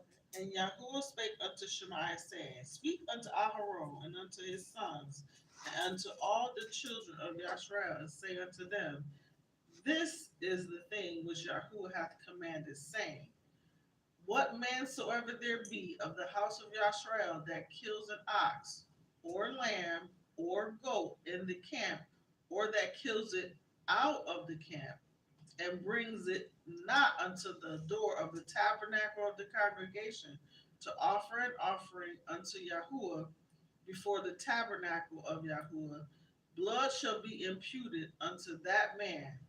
He hath shed blood, and that man shall be cut off from among his people. Now, hold up. We can go into Deuteronomy and find out that he amended this, that we didn't have to do this in terms of just us eating meat and killing it or whatever. But as far as the sacrifice, that still stayed in place. Okay. I got a question. Uh-huh. All right, so for instance, so sacrificing and slaying the animal, you got two different dudes, or supposed to sacrifice. Yeah, two different things. Bear with me one moment. I'm trying to see what this is in Deuteronomy where he said that, okay, like before when I told y'all to do it like this, y'all can do it with, what's the term? In all your dwellings is what he's going to say. You can do it in all your dwellings. Is it Deuteronomy 12? Okay, I'm looking. Let me see. So you say 12. Let's see. Or 15? It might be 12. Hold on. Let's see.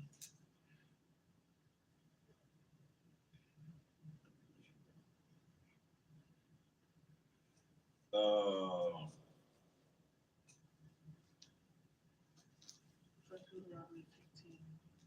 Okay, yeah. Hold on, I got it. Okay, so yeah, let's read that. Yeah, I got it. Which one? This wasn't even in my lesson, y'all, but because I read that 17th chapter and 12, which you should have said, huh? So yeah, Deuteronomy 12? but let's not forget where we at. We coming back to it. We're coming back to that. Okay. And it's all fair because I did make the statement that it was amended, but I shouldn't make a statement like that unless I'm able to prove it. Deuteronomy 12 chapter, start this from the top. Y'all don't let me forget Leviticus 17th chapter. Go ahead. These are the statutes and judgments which ye shall observe to do in the land which Yahuwah Elohim of your fathers gives you to possess it all the days that ye live upon the earth. Ye shall utterly destroy all the places wherein the nations which ye shall possess serve their idols, upon the high mountains, upon the hills, and under every green tree.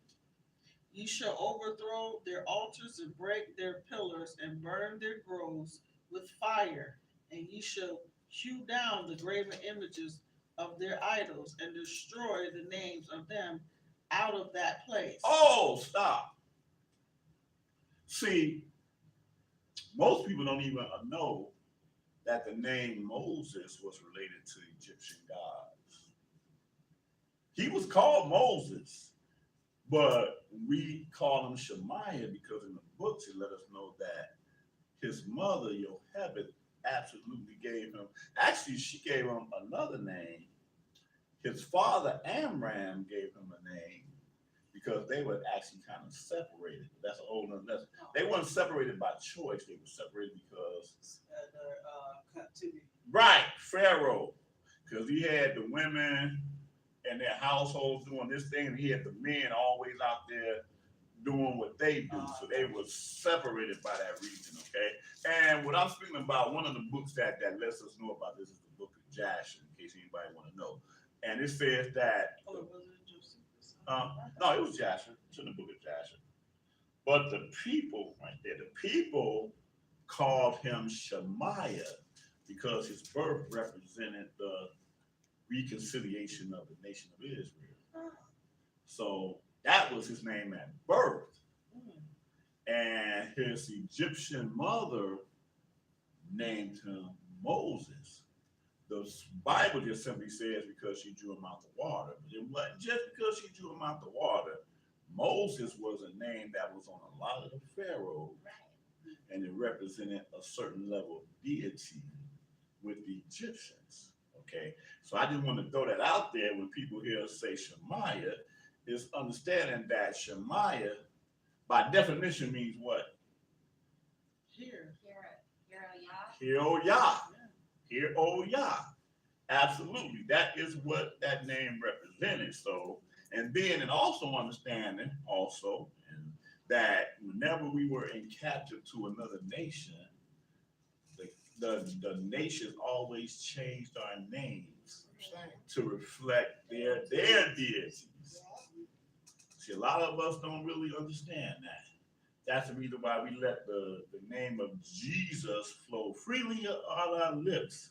When you know from a historical context that there was no man 2,000 years ago, a Hebrew, with that name that didn't even exist yet. It didn't even exist yet. His name means Yah is salvation. Simple as that. Okay? But getting back to this, and the end of 3 says, hew down the graven images of their gods and destroy the names of them out of that place. That's the way the Father felt about anything that was reflective of the Egyptian society. Don't bring it here. Which are yet no gods. Yeah, don't bring this here. So how in the world were the people going to call their leader after a name that was reflective of the pharaohs and their gods? That would not sit right. Okay, but go ahead, verse 4. Ye shall not do so unto Yahweh your Elohim, but unto the place which Yahweh your Elohim shall choose out of all your tribes to put his name there, even unto his habitation shall ye seek, and there you shall come. And there you shall bring your burnt offerings and your sacrifices and your tithes and heave offerings of your hand and your vows and your freewill offerings and the firstlings of your herds and of your flocks. And there you shall eat before Yahweh your Elohim, and ye shall rejoice in all that ye put your hand unto, you and your household, wherein Yahweh your Elohim have blessed you. Right, and so just understand, for those that don't understand and read this historically, the Father had not yet established Jerusalem as being a place where he chose to set his name there at this time. So he's always going to say the place where the Father chose to place his name there, i.e. Jerusalem, except that we don't know it's Jerusalem at this time. Make sense? Go ahead. Verse 8, ye shall not do after all the things that we do here this day, every man whatsoever is right in his own eyes. For ye are not as yet come to the rest and into the inheritance which Yahweh your Elohim gives you. Right. But when you go over Jordan and dwell in the land which Yahweh your Elohim Yahweh your Elohim gives you to inherit, and when he gives you rest from all your enemies round about, so that ye dwell in safety. Hold that thought for a second. Even though he said, y'all are doing whatever is right in your own eyes. Understand that at about this time, because we're in the book of Deuteronomy, most of the people that were 20 years old and over when they came out of Egypt had died. Okay? Most of the people that he's talking to are now the children of these people that were able to go into the promised land.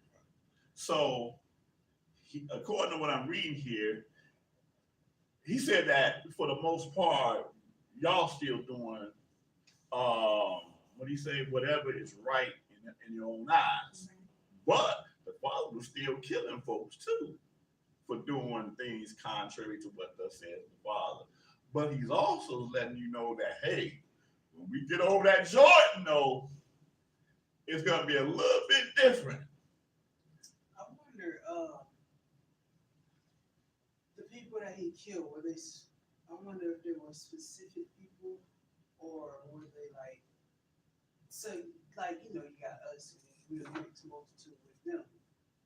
I wonder if it's, you know, if he holding our people more accountable, or he just, you know what I'm saying, doing it because they, you know what I mean? It's If like, I had to guess, and this is just a guess, this is just a guess. I'm not saying this is what thus said, unless it's in there. I don't know. I'm just offering a guess.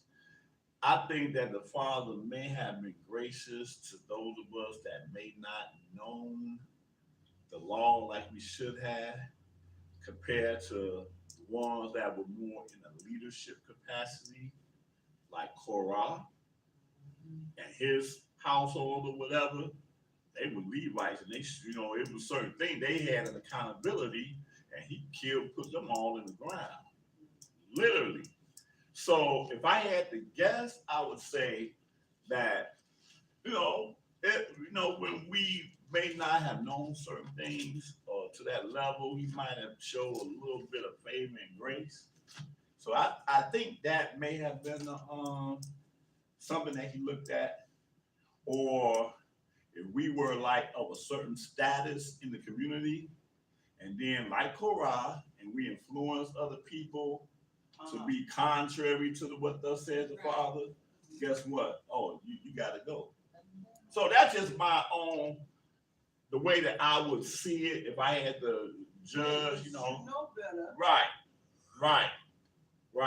Yeah, I got you. But the point again here, he let you know that when y'all go with Jordan, ain't gonna be no whatever was right in your own eyes.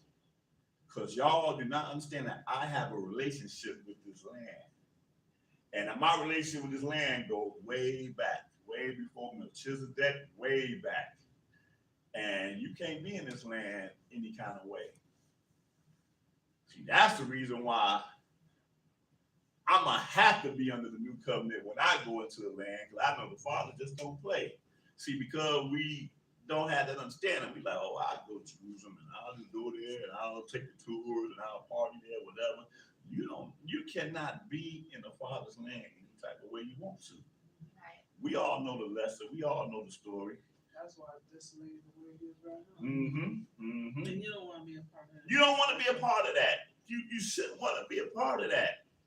Absolutely, you shouldn't want to be a part of that. But that's what he's saying right here. This is where he's giving us that heads up.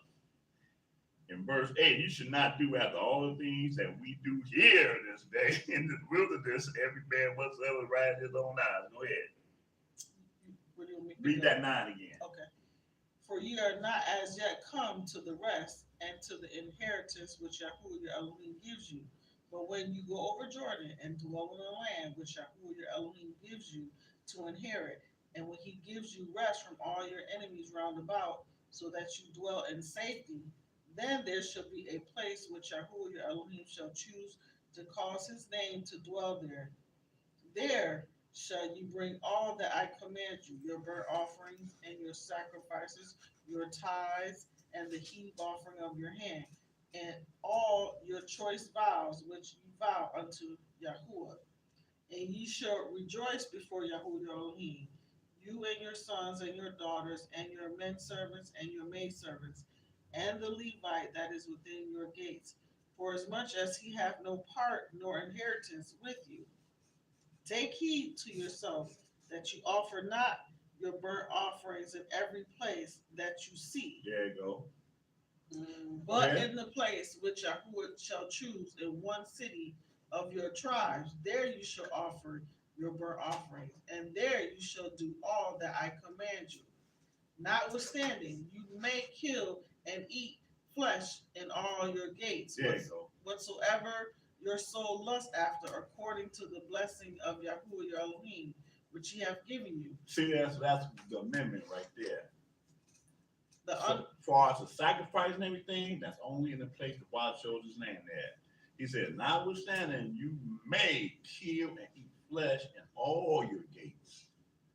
Whatsoever thy soul lusteth after, according to the blessing of Yahweh thy Elohim, which he hath given thee. Go ahead. The unclean and the clean may eat thereof, as of the roebuck and as of the hart. Right. Only you shall not eat the blood, you shall pour it upon the earth as water.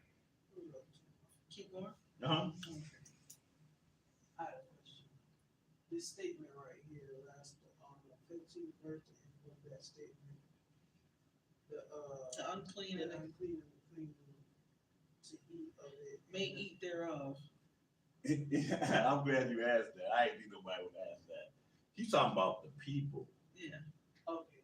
Yeah, brother. Referencing the people. Oh. Yeah. Right. I thought you guys did that Oh. too. You didn't know either? Oh, okay. Yeah, he's talking about the people. Whether you are clean, unclean. Yeah, like all- the woman yeah. or Right, Some right. people Of course, look at now it it and be like, makes oh, And you're shoot, right, you're right, he's you're a right. bacon. You're right. That's correct. That is correct. Yeah. Got you. Yeah. Uh-huh. Yeah. Okay. Uh-huh. Finish that I out. thought you guys knew that. Yeah. That's No, why I I knew it. I'm like, why would you? well, I'm glad you asked it, I'm like, but you know it's what? contradiction. Somebody would have asked that, so you're absolutely correct. Yeah. You're absolutely correct. Someone would have brought it up to you. Yeah. Right. Like a challenge. on Right. eating Somebody would have, food. they would have probably asked me in on the comments on YouTube, man, brother, why you didn't read? You said you could eat the unclean and the clean. Okay, Okay, we cleared that all right. up. Only you shall not eat the blood, you shall pour it upon the earth as water. You may not eat within your gates the tithe of your corn or of your vine or of your oil. Wait, stop. or- So you see that? He telling you what you cannot eat within your gates. He told you right there, you can eat the flesh and all your gates, whatsoever your soul lusts after, according to the blessing of Yahweh Elohim, which he hath given them. The unclean and the clean may eat thereof, as of the roebuck and as of the hart.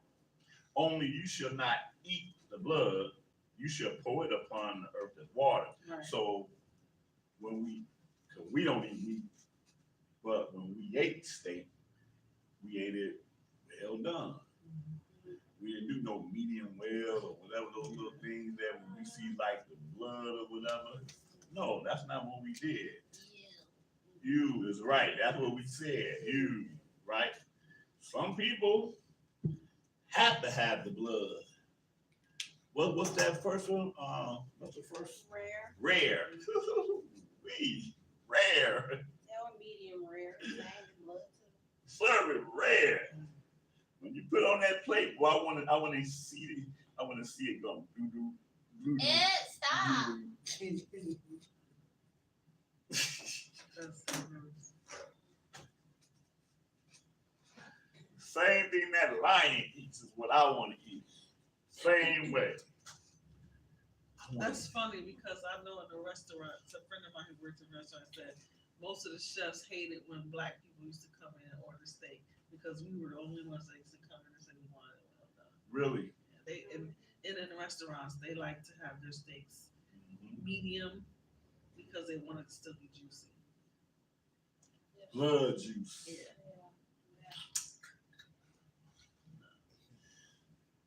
A1 just couldn't do what it needed to do.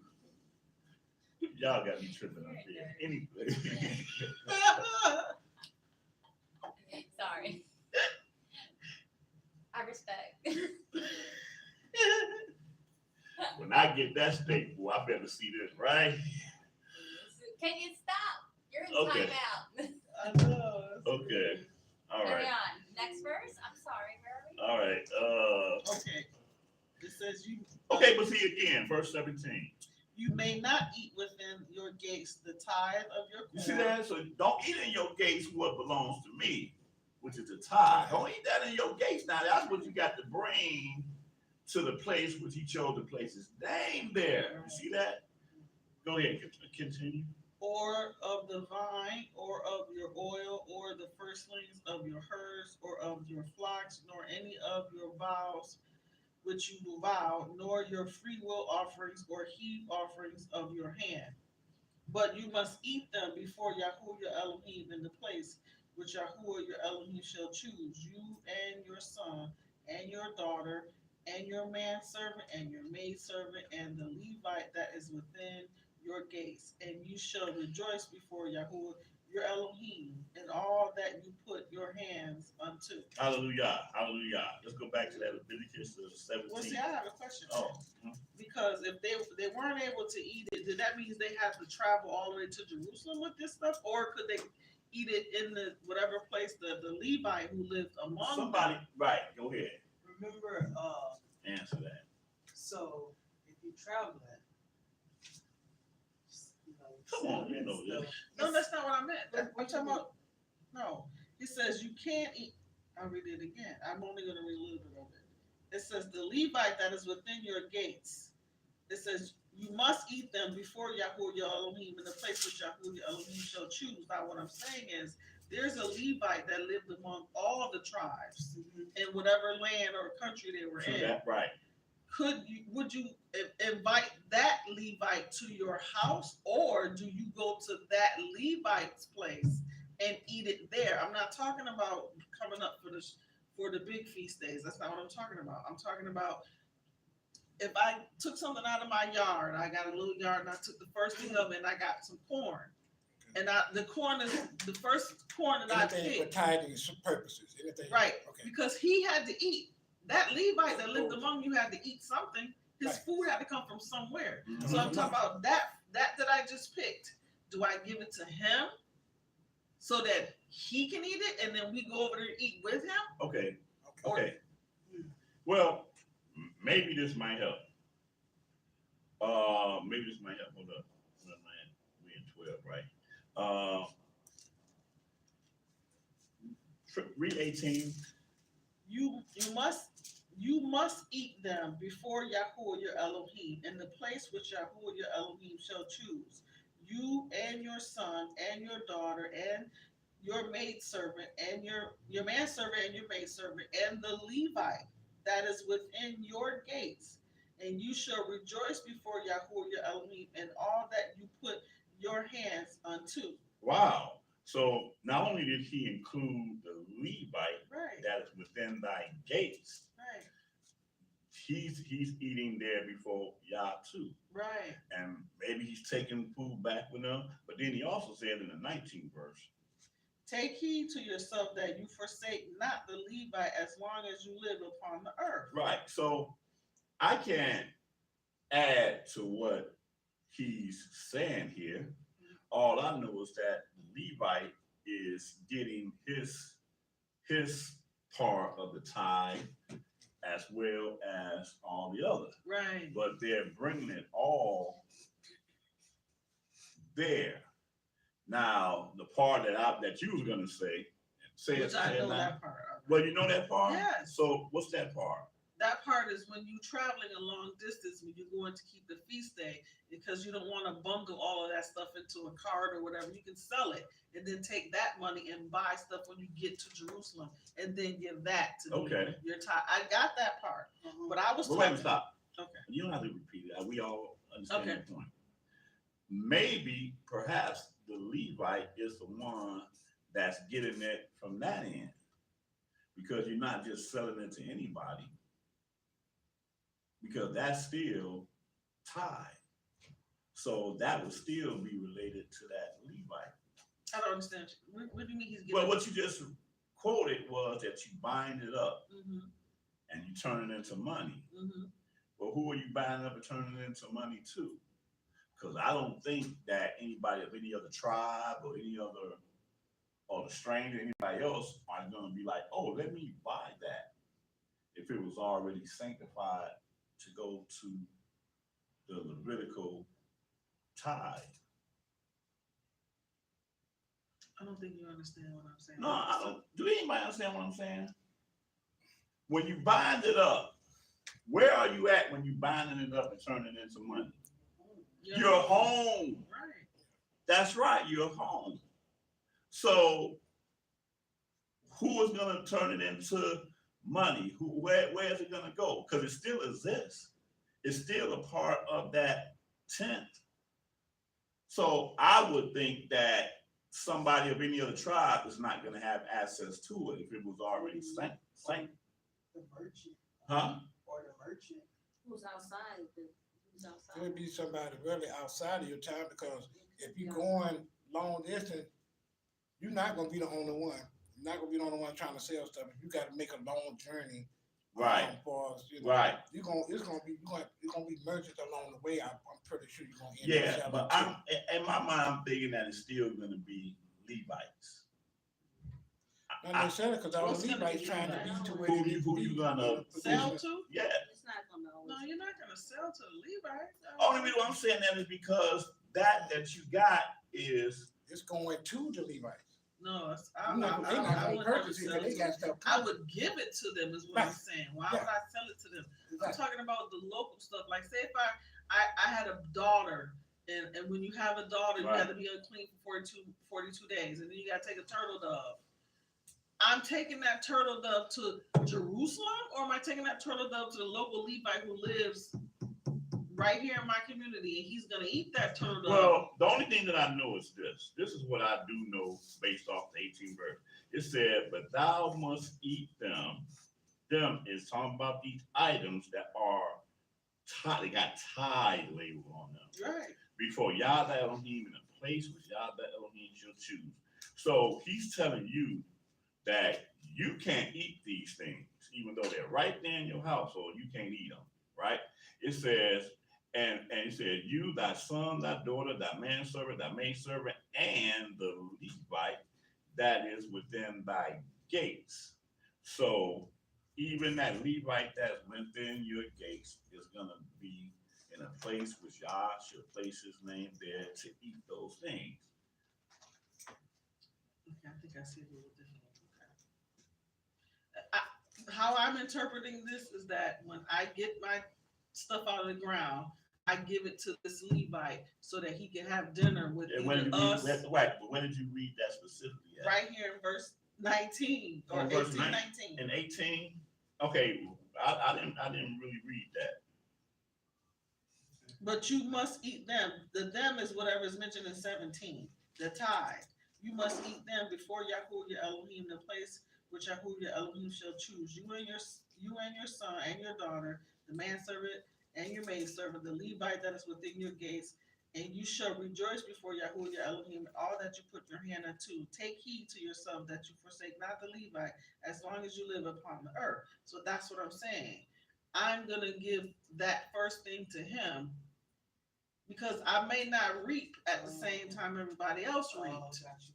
Your whatever you have, basically that you set apart for the Most High As a tithe. as a tithe, give it to that. I Levite. might reap See, some the once a tithe, month. because he is I got you, because he is a Levite. He's a priest. I hear what you're saying, but that what you're saying, it might be in here, but it's not in this verse though. Okay. What you're saying is not in this verse. My verse says, I kind of see it. I kind of see it from 17. Matter of fact, even if you go down to verse, let's go back to verse 11. It said, "Then there shall be a place which Yah your Elohim shall choose to call his name to dwell there. Here shall you bring all that I command you, your burnt offerings, your sacrifice, your tithes, heave offering in your hand, and all your choice vows which ye vow unto Yahweh. And you shall rejoice before Yahweh your Elohim, ye and your sons, your daughters, your manservants and your maidservants, and the Levite that is within your gates, for as much as he have no part nor inheritance with you." So, based off of what I'm seeing here, he's giving you the order in terms of how that Levite is going to get what he's going to get.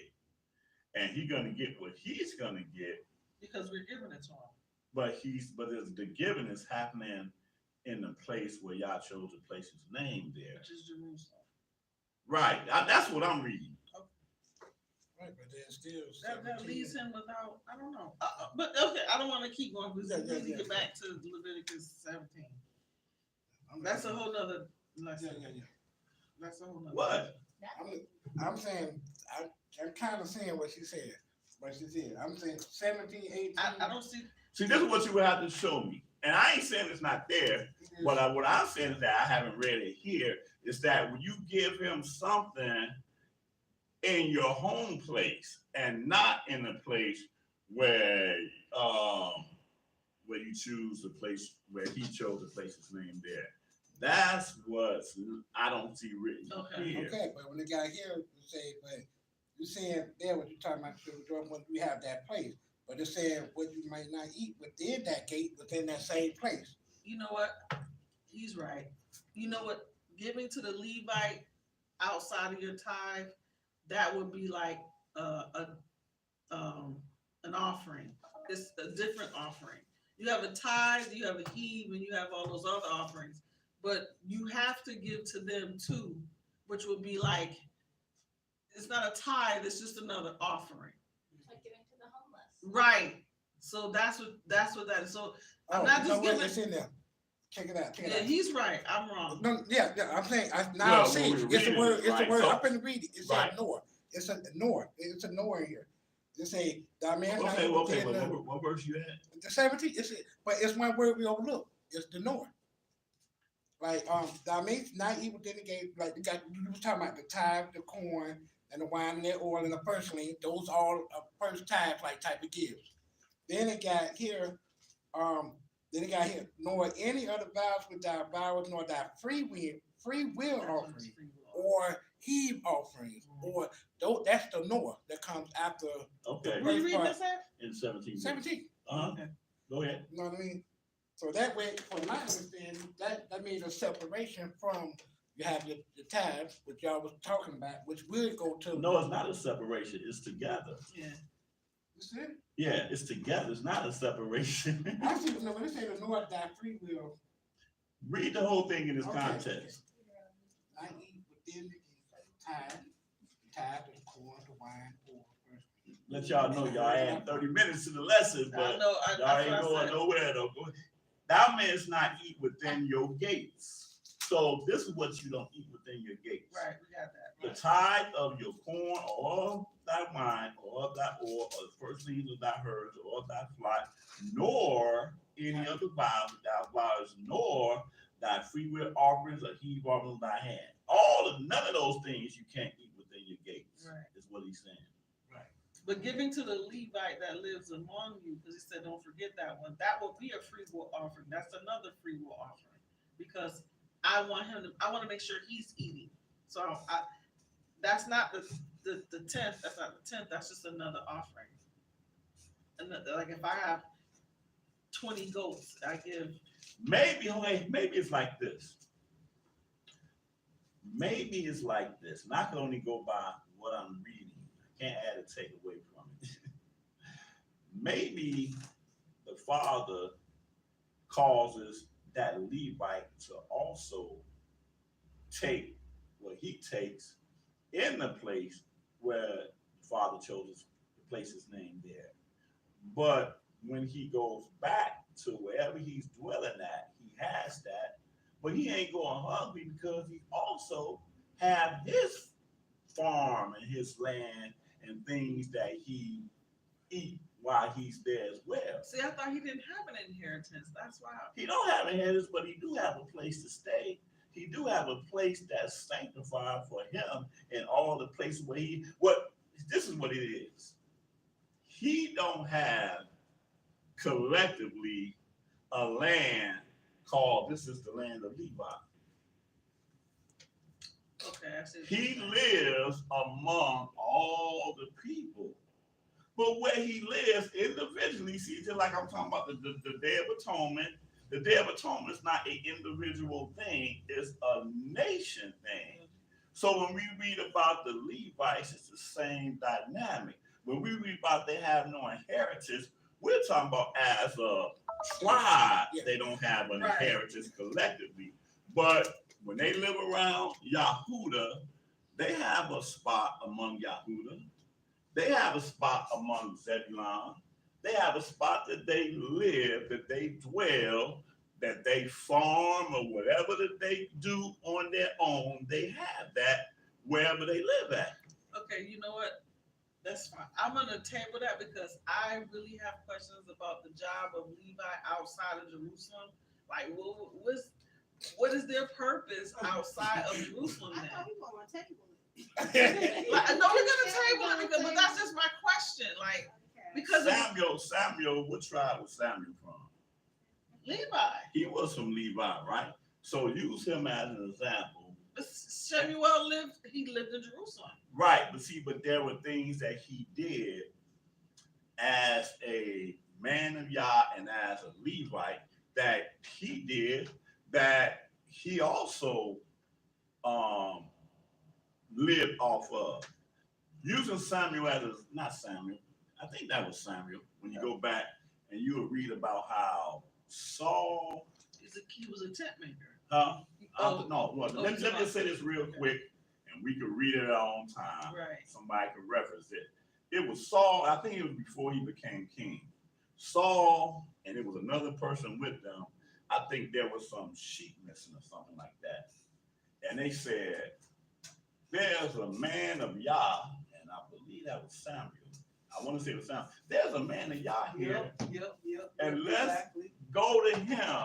Told him take this, just was it a goat? Or something, and they said we Take can't this. go to him empty-handed. Yep, We Right. got to have Someone's gonna something meet you. right. Someone's gonna meet you along the way. Right. So they went and they didn't come empty-handed. I almost want to say that was Samuel. It might have been somebody else. Okay, so you just But- explained their job. Right, I got it. Right, exactly. A Levite worked.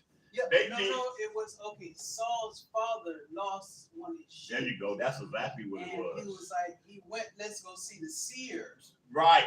You And got he it. went to go see Samuel, Right. and Samuel said, come and eat with me. Right. And then after the day, when y'all leave, you're gonna somebody's gonna You're meet right. you along the road with your sheep. and Right. lamb. Right. Yeah. Right. So we saw Samuel's job Right. was to keep, to be a priest in the temple, Right. doing the sacrifices and stuff like that, and then whenever. Yeah, because see and just on that note, I'm gonna tell you, Samuel lived among Yahudah because the specific place he was in, because I remember he was in a region of Yahudah called Ephratah, which is just like in Micah the 5th chapter. He said, "But thou, O Bethlehem, Ephratah, whatever." Ephratah was a region in Yahudah, and that's where he lived at. And like you say, so that's what he did. And he, as the man of Yah, as a priest, he was able to do certain things among the community that caused him to live off of. As all the other Levites that lived in Gad and all the other tribes, they all did the same thing. I mean, they wasn't there starving, but they were there doing the service as they were supposed to do among the people. Okay, the reason why they didn't have inheritance is because they didn't work, but they did the work of the Father.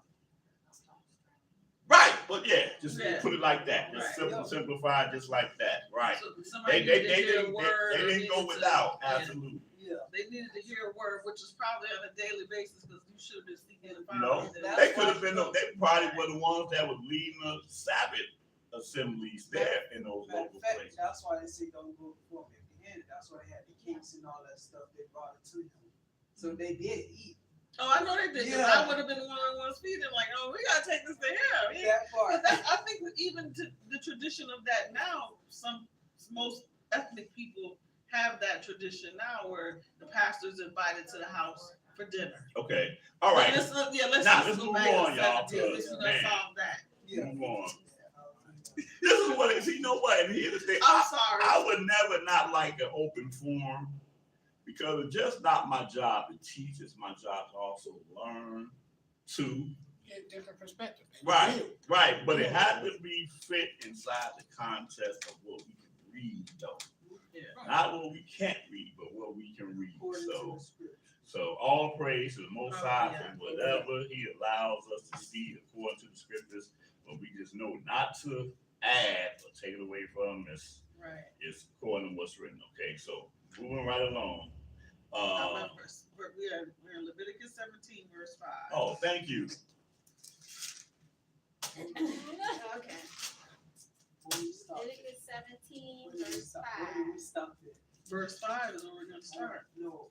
Oh, on this one, we stopped at, There's something that we say in my household that we say every once in a while. And okay, despite the fact 19. that you're 19. despite the fact that you're reading and you're reading very well, you have used up all the words.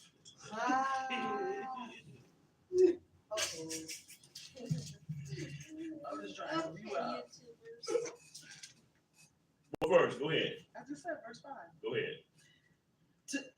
To the end that children of Yahshua may bring their I'm gonna read verse 4 again. And bring it No, not verse 3. verse 3, okay.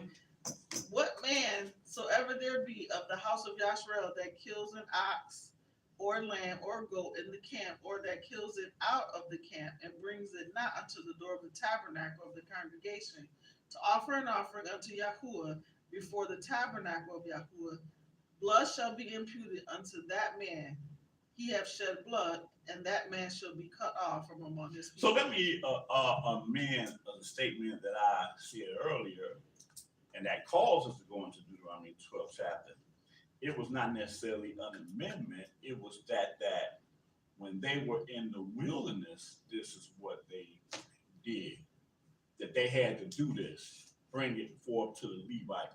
But when we got into our land, he was giving them instructions of when we come into the land and we do this, you can eat those things. You ain't got to bring it all, every animal you kill, you don't have to bring it to the Levite. You can do it within your gates. Because here in the wilderness, he told them you can't do it in any place. We all on one accord with that? Yeah, we are. Okay, let's go. To the end that the children of Yahshua may bring their sacrifices, which they offer in the open field, even that they may bring them unto Yahuwah, unto the door of the tabernacle of the congregation, unto the priest, and offer them for peace offerings unto Yahuwah. And the priest shall sprinkle the blood upon the altar of Yahuwah at the door of the tabernacle of the congregation, and burn the fat for a sweet savor unto Yahuwah.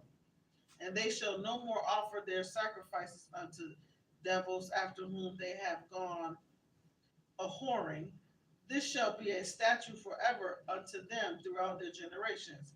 And you shall say unto them, whatsoever man there be of the house of Yahshua, or of the strangers which sojourn among you, that offers a burnt offering or sacrifice, and brings it not unto the door of the tabernacle of the congregation to offer it unto Yahuwah, even that man shall be cut off from among his people.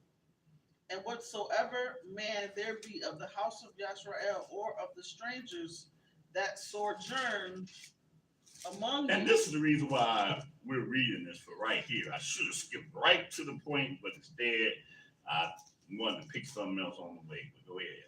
That eats any manner of blood, I will even set my face against that soul that eats blood, and will cut him off from among his people. So the Father is serious about the eating of blood. That is a definite no-no. He's about to tell us why, though. Go ahead. For the life of the flesh is in the blood, and I have given it to you upon the altar to make an atonement for your souls. For it is the blood that makes an atonement for the soul. So again, in understanding the atonement, this is the reason why I wanted to read this, so we can understand that he says, for the life of the flesh is in the blood. It wasn't about the killing of the flesh of the animals, but it was about the blood that came from the killing of those animals. Same thing with Yahshua. Wasn't about the flesh, but it was about his blood that was shed. For the life of the flesh is in the blood. He said, and I have given it to you upon the altar to make an atonement for your souls. For it's the blood that make it an atonement for the soul. What was you thinking? I got to know. What happened? I know somebody in my family who likes to eat the blood. Oh, okay. No, okay. Yeah, Never mind. Go ahead. Finish that out first. It's not like you think it is. It don't matter. I don't think anything about it. But go ahead, verse 12. I don't think they know. That's what I'm Come saying. down, please. Verse 12. Therefore I said unto the children of Yahshua, no soul of you shall eat blood, neither shall any stranger that sojourns among you eat blood. And whatsoever man there be of the children of Yahshua, or of the strangers that sojourn among you, which hunts and catches any beast or fowl that may be eaten, he shall even pour out the blood thereof and cover it with dust. For it is the life of all flesh, the blood of it is for the life thereof. Therefore I said unto the children of Yahshua, you shall eat the blood of no manner of flesh. For the life of all flesh is the blood thereof. Whosoever eats it shall be cut off. Okay, you stop there. Stop there. All right. So again, just between reading everything that we read concerning the atonement, we have that much more of understanding concerning Yahshua's death and his resurrection, okay? Hoo-wee. Bear with me, y'all. Bear with me. Let me see what we got here. Now I gotta take the time to see, because what we got here. Okay, we still got It ain't some time. 6 o'clock yet. Yeah, it's 6 o'clock. We still got some time left. Man. Isaiah, the first chapter.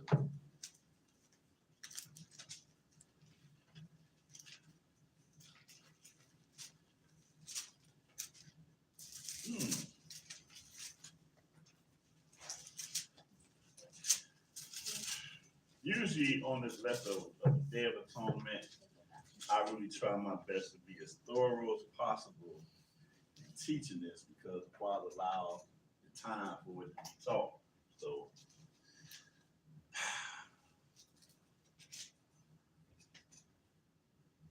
Isaiah, the first chapter, I want to go right to this point. Isaiah, first chapter, and let's start this off at verse 10.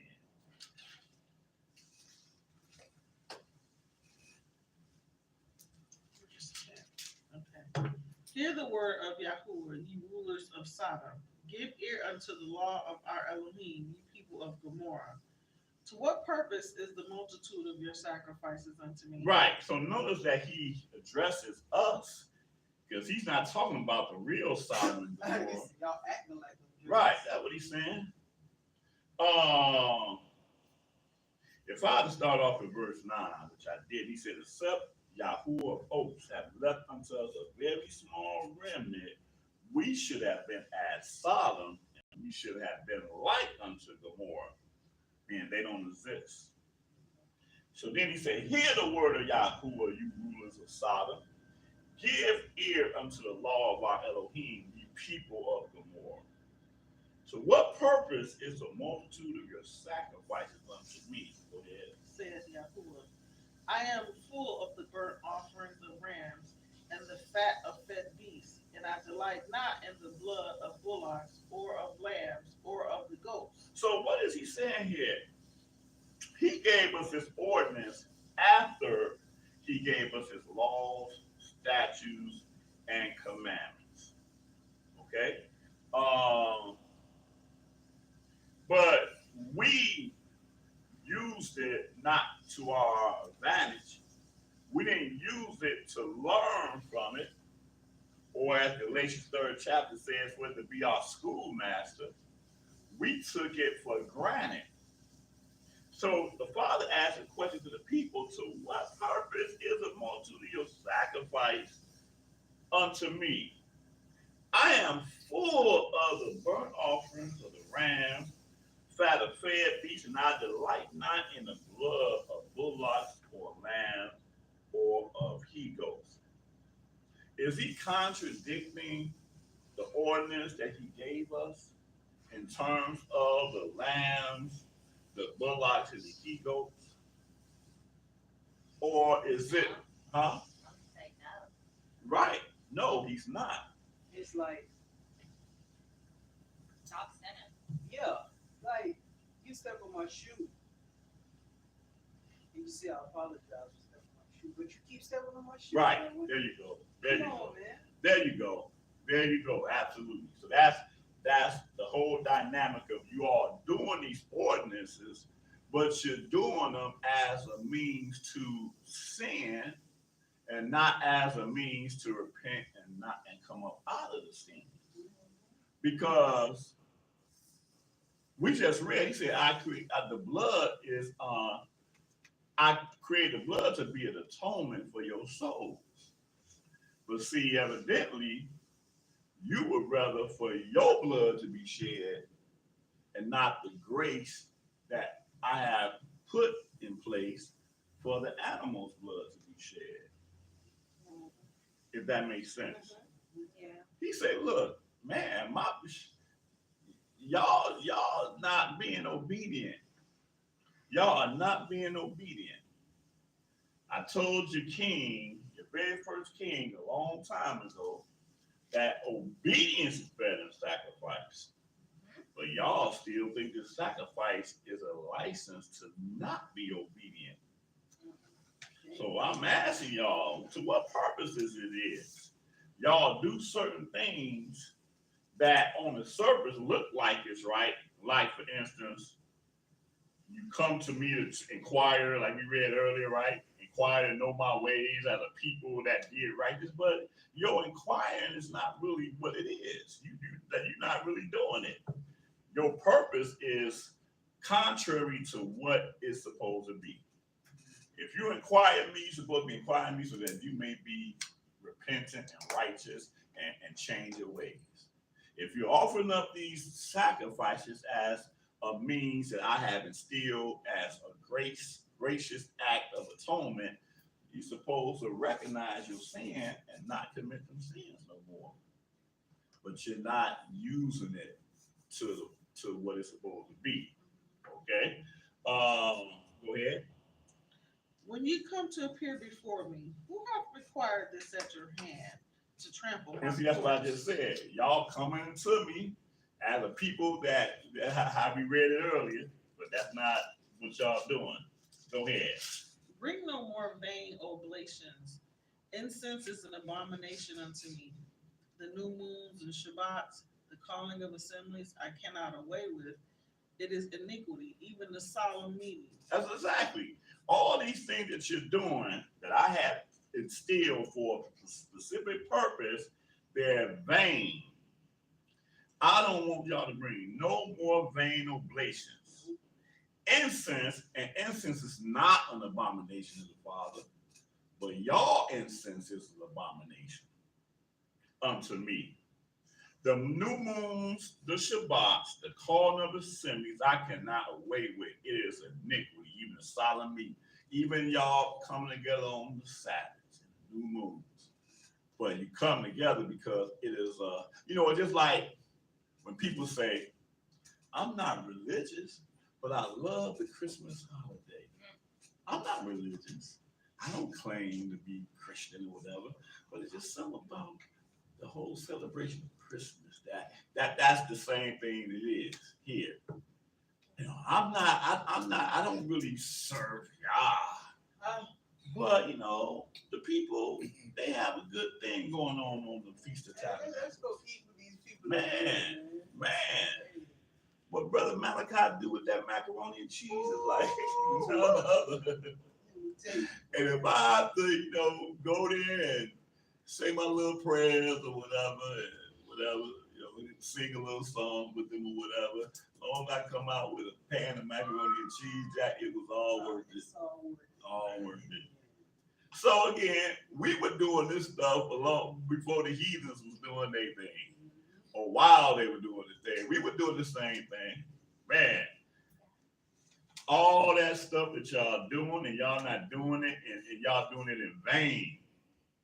14. Your new moons and your appointed feasts my soul abhors.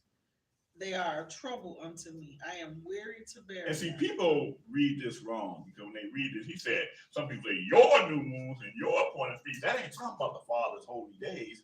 That's talking about these things that y'all have put together, whatever.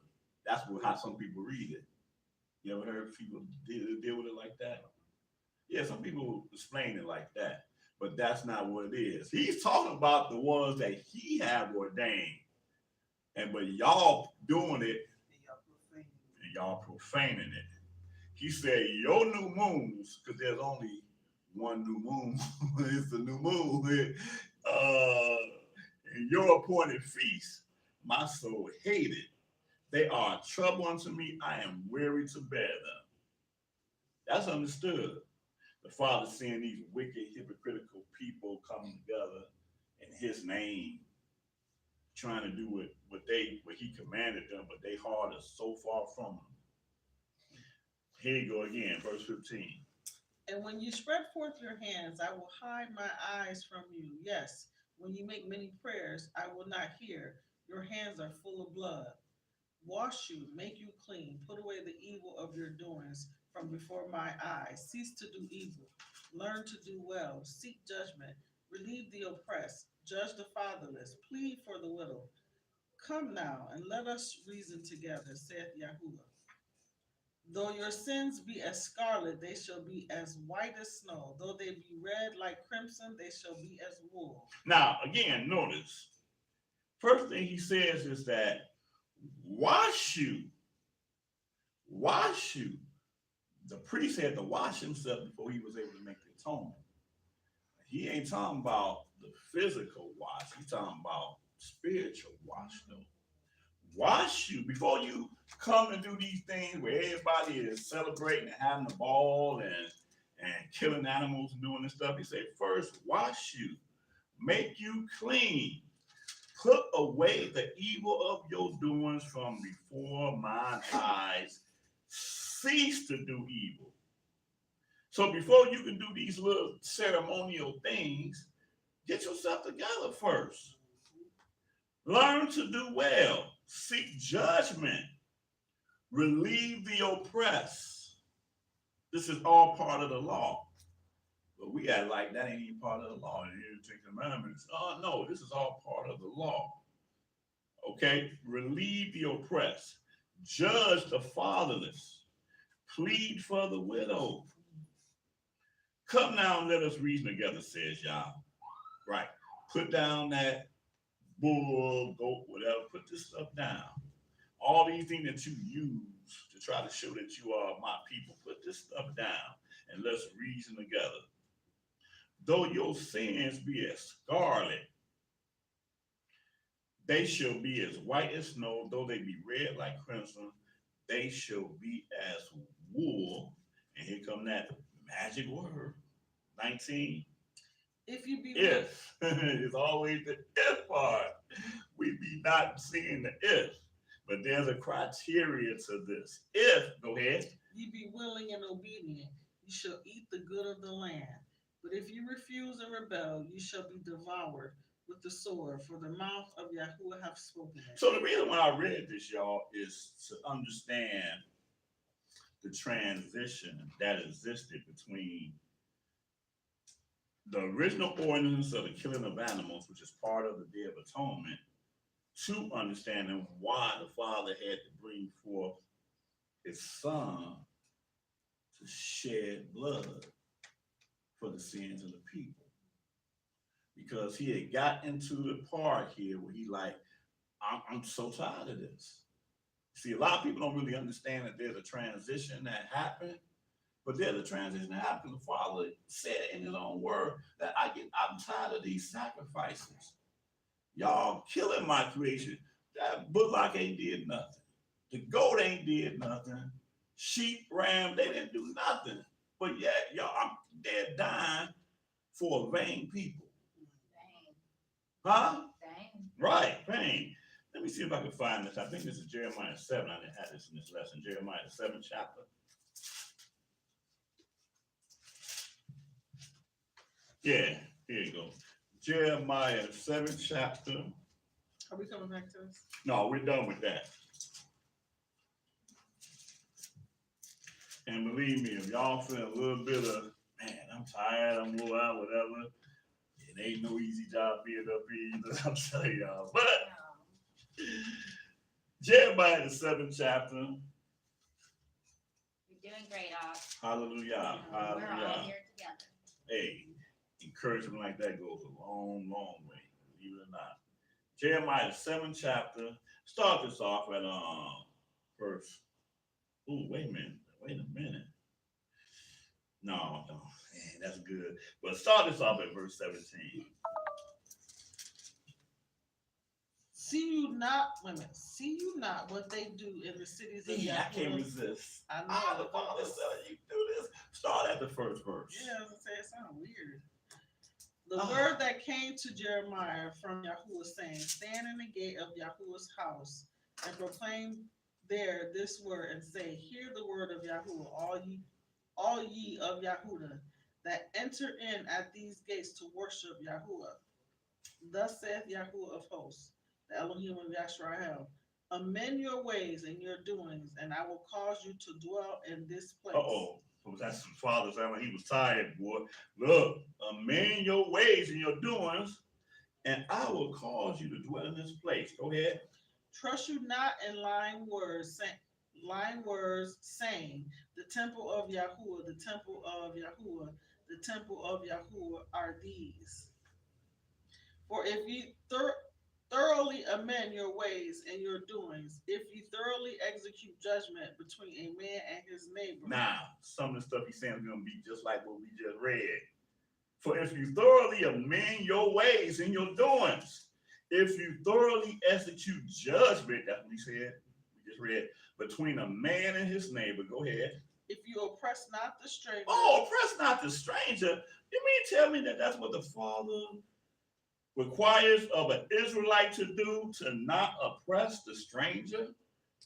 How are you going to be a priest nation, and you are oppressing the very people that you're supposed to bring in to understand the word of Yah? If you oppress not the stranger, go ahead. The fatherless and the widow, and shed not innocent blood in this place, neither walk after the idols of your heart. To your hurt. To your hurt, rather. Uh-huh. After the idols to your hurt. Then will I cause you to dwell in this place, in the land that I gave to your fathers forever and ever. Oh, yeah, I gave it to your fathers forever and ever. But y'all people right here, y'all ain't gonna be in this land. For real. Don't take what I said to your fathers, Abraham, Isaac, and Yaakov, for granted. Some of their descendants are gonna be here, but y'all particular people, not as much. Go ahead. Verse 8, behold, ye trust in lying words that cannot profit. Will ye steal, murder, and commit adultery, and swear falsely, and burn incense unto Baal, and walk after other deities whom ye know not? Uh-huh. And come and stand before me in this house, which is called by my name, and say, we are delivered to do all these abominations. That's right. That's what our liberty allows us to do. Yes. Liberty, freedom to do all these abominations. Go ahead. Is this house, which is called by my name, become a den of robbers in your eyes? Behold, even I have seen it, saith Yahuwah. But go ye now unto my place, which was in Shiloh, where I set my name at the first, and see what I did to it for the wickedness of my people Yashrael. And now, because ye have done all these works, saith Yahuwah, and I spoke unto you, rising up early and speaking, but ye heard not. And I called you, but ye answered not. Therefore will I do unto this house, which is called by my name, wherein ye trust, and unto the place which I gave to you and to your fathers, as I have done to Shiloh. And I will cast you out of my sight, as I have cast out all your brethren, even the whole seed of Ephraim. Right. So this is the time the North Country, they're gone. Israel, the North Country, they were cast out of his sight. And see, a lot of people, Israelites, think that there's a difference between Yashrael and Yahudah. But guess what? Yahudah is about to be cast out of his sight too. We were about to be in the same place Yashrael was in. But go ahead. Verse 16. Therefore pray not you for this people, neither lift up cry nor prayer for them, neither make intercession to me, for I will not hear you. See you not what they do in the cities of Yahudah, And in the streets of Jerusalem, the children gather wood, and the fathers kindle the fire, and the women knead the dough to make cakes to the Queen of Heaven. Easter. Or what's a shot? Asterisk. Asher, yeah. Or see, Yes, that's yes. one of them where you got a whole lot of names. That's in real, different real, cultures. we was talking about that the other day. Right.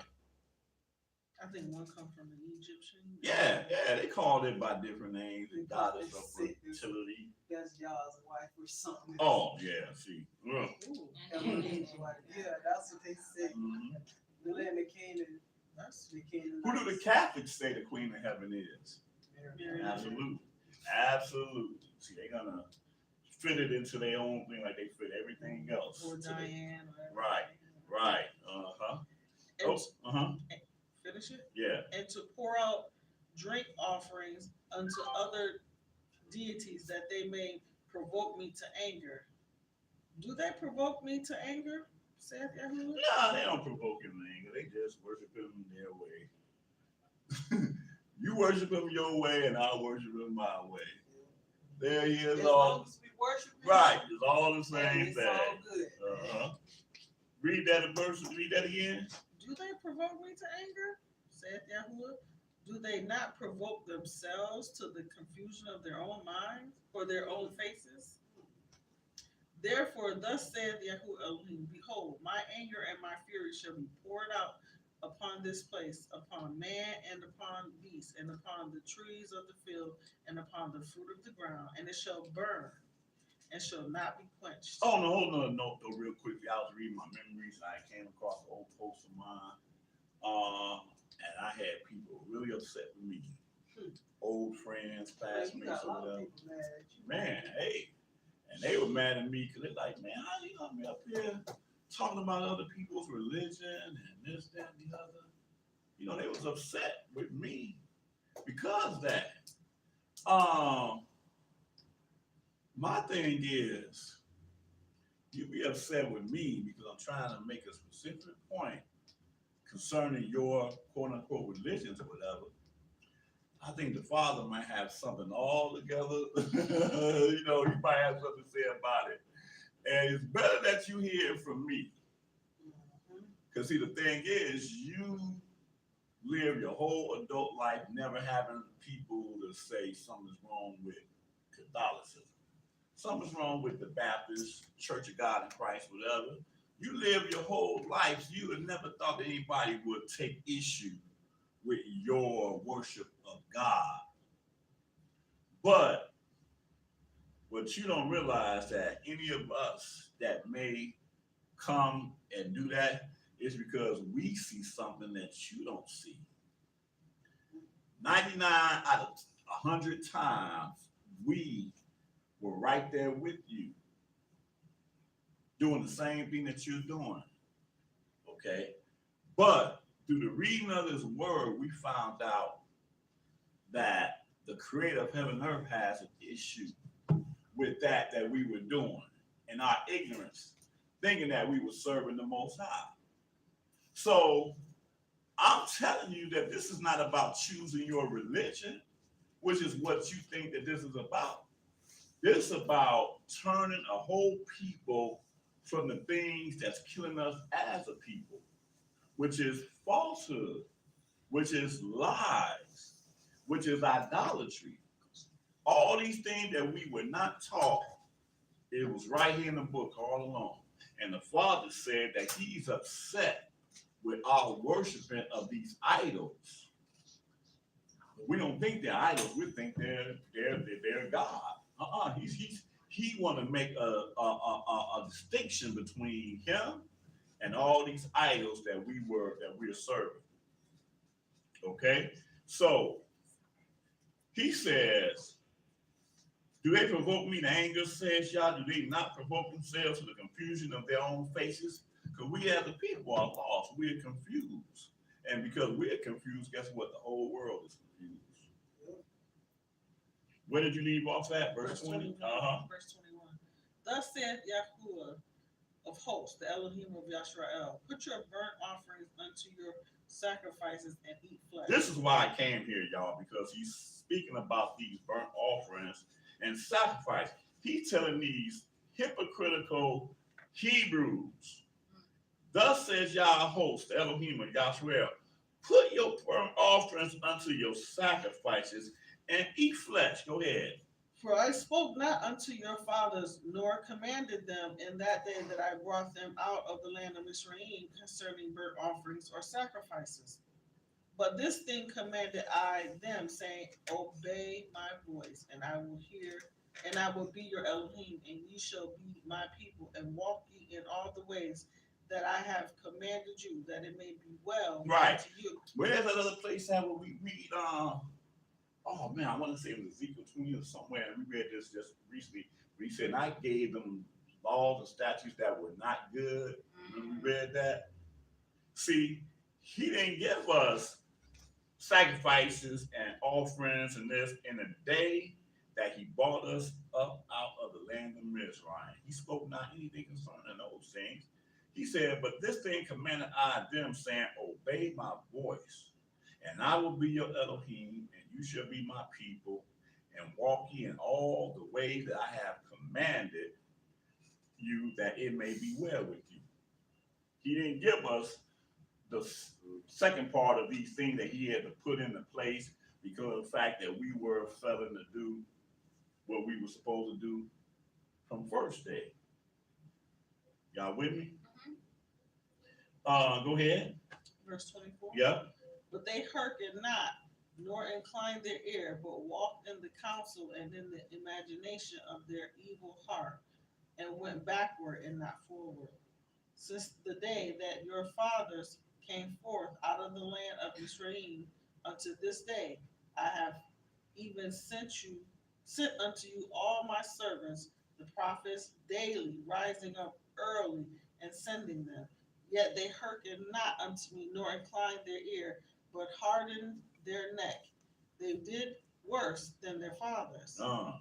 Therefore you shall speak all these words unto them, but they will not hearken to you. You shall also call unto them, but they will not answer you. That part is deep right here. So he's telling me that you could do whatever you have and having a place right here in Jacksonville, Florida, with my name right on the top of it or whatever. And people ain't gonna listen to that. They're not gonna hear that. And I don't even really trip out about it because for the few that's here, that's what this place is for. Seriously. Because he gave me fair warning right here, right? Gave me fair warning right here. Therefore, you shall speak all these words. Don't stop doing the job that you were set out to do. You shall speak all these words unto them, but they will not hearken to thee. The stiff-necked people. You're going to call unto them, but they will not answer thee. You know, I done paid for an ad on Facebook for the Day of Atonement, the ad that I put for the event. You have some people say, oh, I'm interested. One or two saying I'm going, whatever. And that ain't just, it's all the time. But they not answering. That's nothing new, okay? But the reason why I read this is because of the fact that he's telling them about the burnt offerings and sacrifice. And y'all took that for granted. But I didn't say nothing about them in the day that I brought y'all up out of the land of Mizraim, only to obey my voice. That's all I ask of you. Psalm 40, real quick. Let's go to that real quick. Let's move this a little bit quick now. Got to get this out. Psalm 40. Anybody that's online, that probably seeing this after the fact, maybe or whatever, hey, don't wear yourself out. Stop. Go do whatever you gotta do because it's on YouTube. It ain't going nowhere. It ain't important for you to spend the whole time at one time doing this. It'll be here. Psalm, the 40th chapter. Psalm 40, verse 1. I waited patiently for Yahuwah, and he inclined unto me and heard my cry. He brought me up also out of an horrible pit, out of the miry clay, and set my feet upon a rock, and established my goings. And he hath put a new song in my mouth, even praise unto our Elohim. Many shall see it and fear, and shall trust in Yahuwah. Blessed is the man that makes Yahuwah his trust, and respects not the proud, nor such as turn aside to lies. Many, O Yahuwah, my Elohim, are your wonderful works, which you have done, and your thoughts which are towards us, they cannot be reckoned up in order unto you. If I would declare and speak of them, they are more than can be numbered. Sacrifice and offering you did not desire. My ears have you opened. Burnt offering and sin offering have you not required. Then said I, Lo, I come. In the volume of the book it is written of me. I delight to do your will, O my Elohim. Yes, your law is within my Okay, heart. so stop. He said something here that's very deep that a lot of people may miss. Mhm. First of all, he's speaking through the spirit of Mashiach. And David did this in a few places. But this one places, he said, sacrifice and offering that you did not desire. My ears has you open, and burnt offering, sin offering has you not required. Then said, Lo, I come in the volume of the book. It is written of me.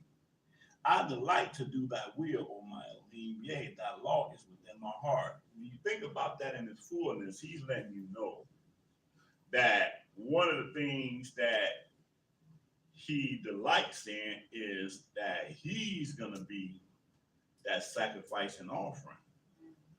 Eventually, he's going to do that. He said, I come in the volume of the book. It's written. Not David himself, but Right. him who he's speaking about. Yahshua. Prophetic. Prophetic. I come in the volume, but David wasn't going to be nobody's sacrifice Right. for nobody. And this is where we're going to transition at understanding that the Father had put into place a sacrifice that would be above all sacrifices. Okay, let's touch on that just a little bit. And again, it's just so important to understand the whole dynamic of understanding what this atonement represents, what Yahshua's death represents. Isaiah 52. Yeah, we're done with that. Isaiah 52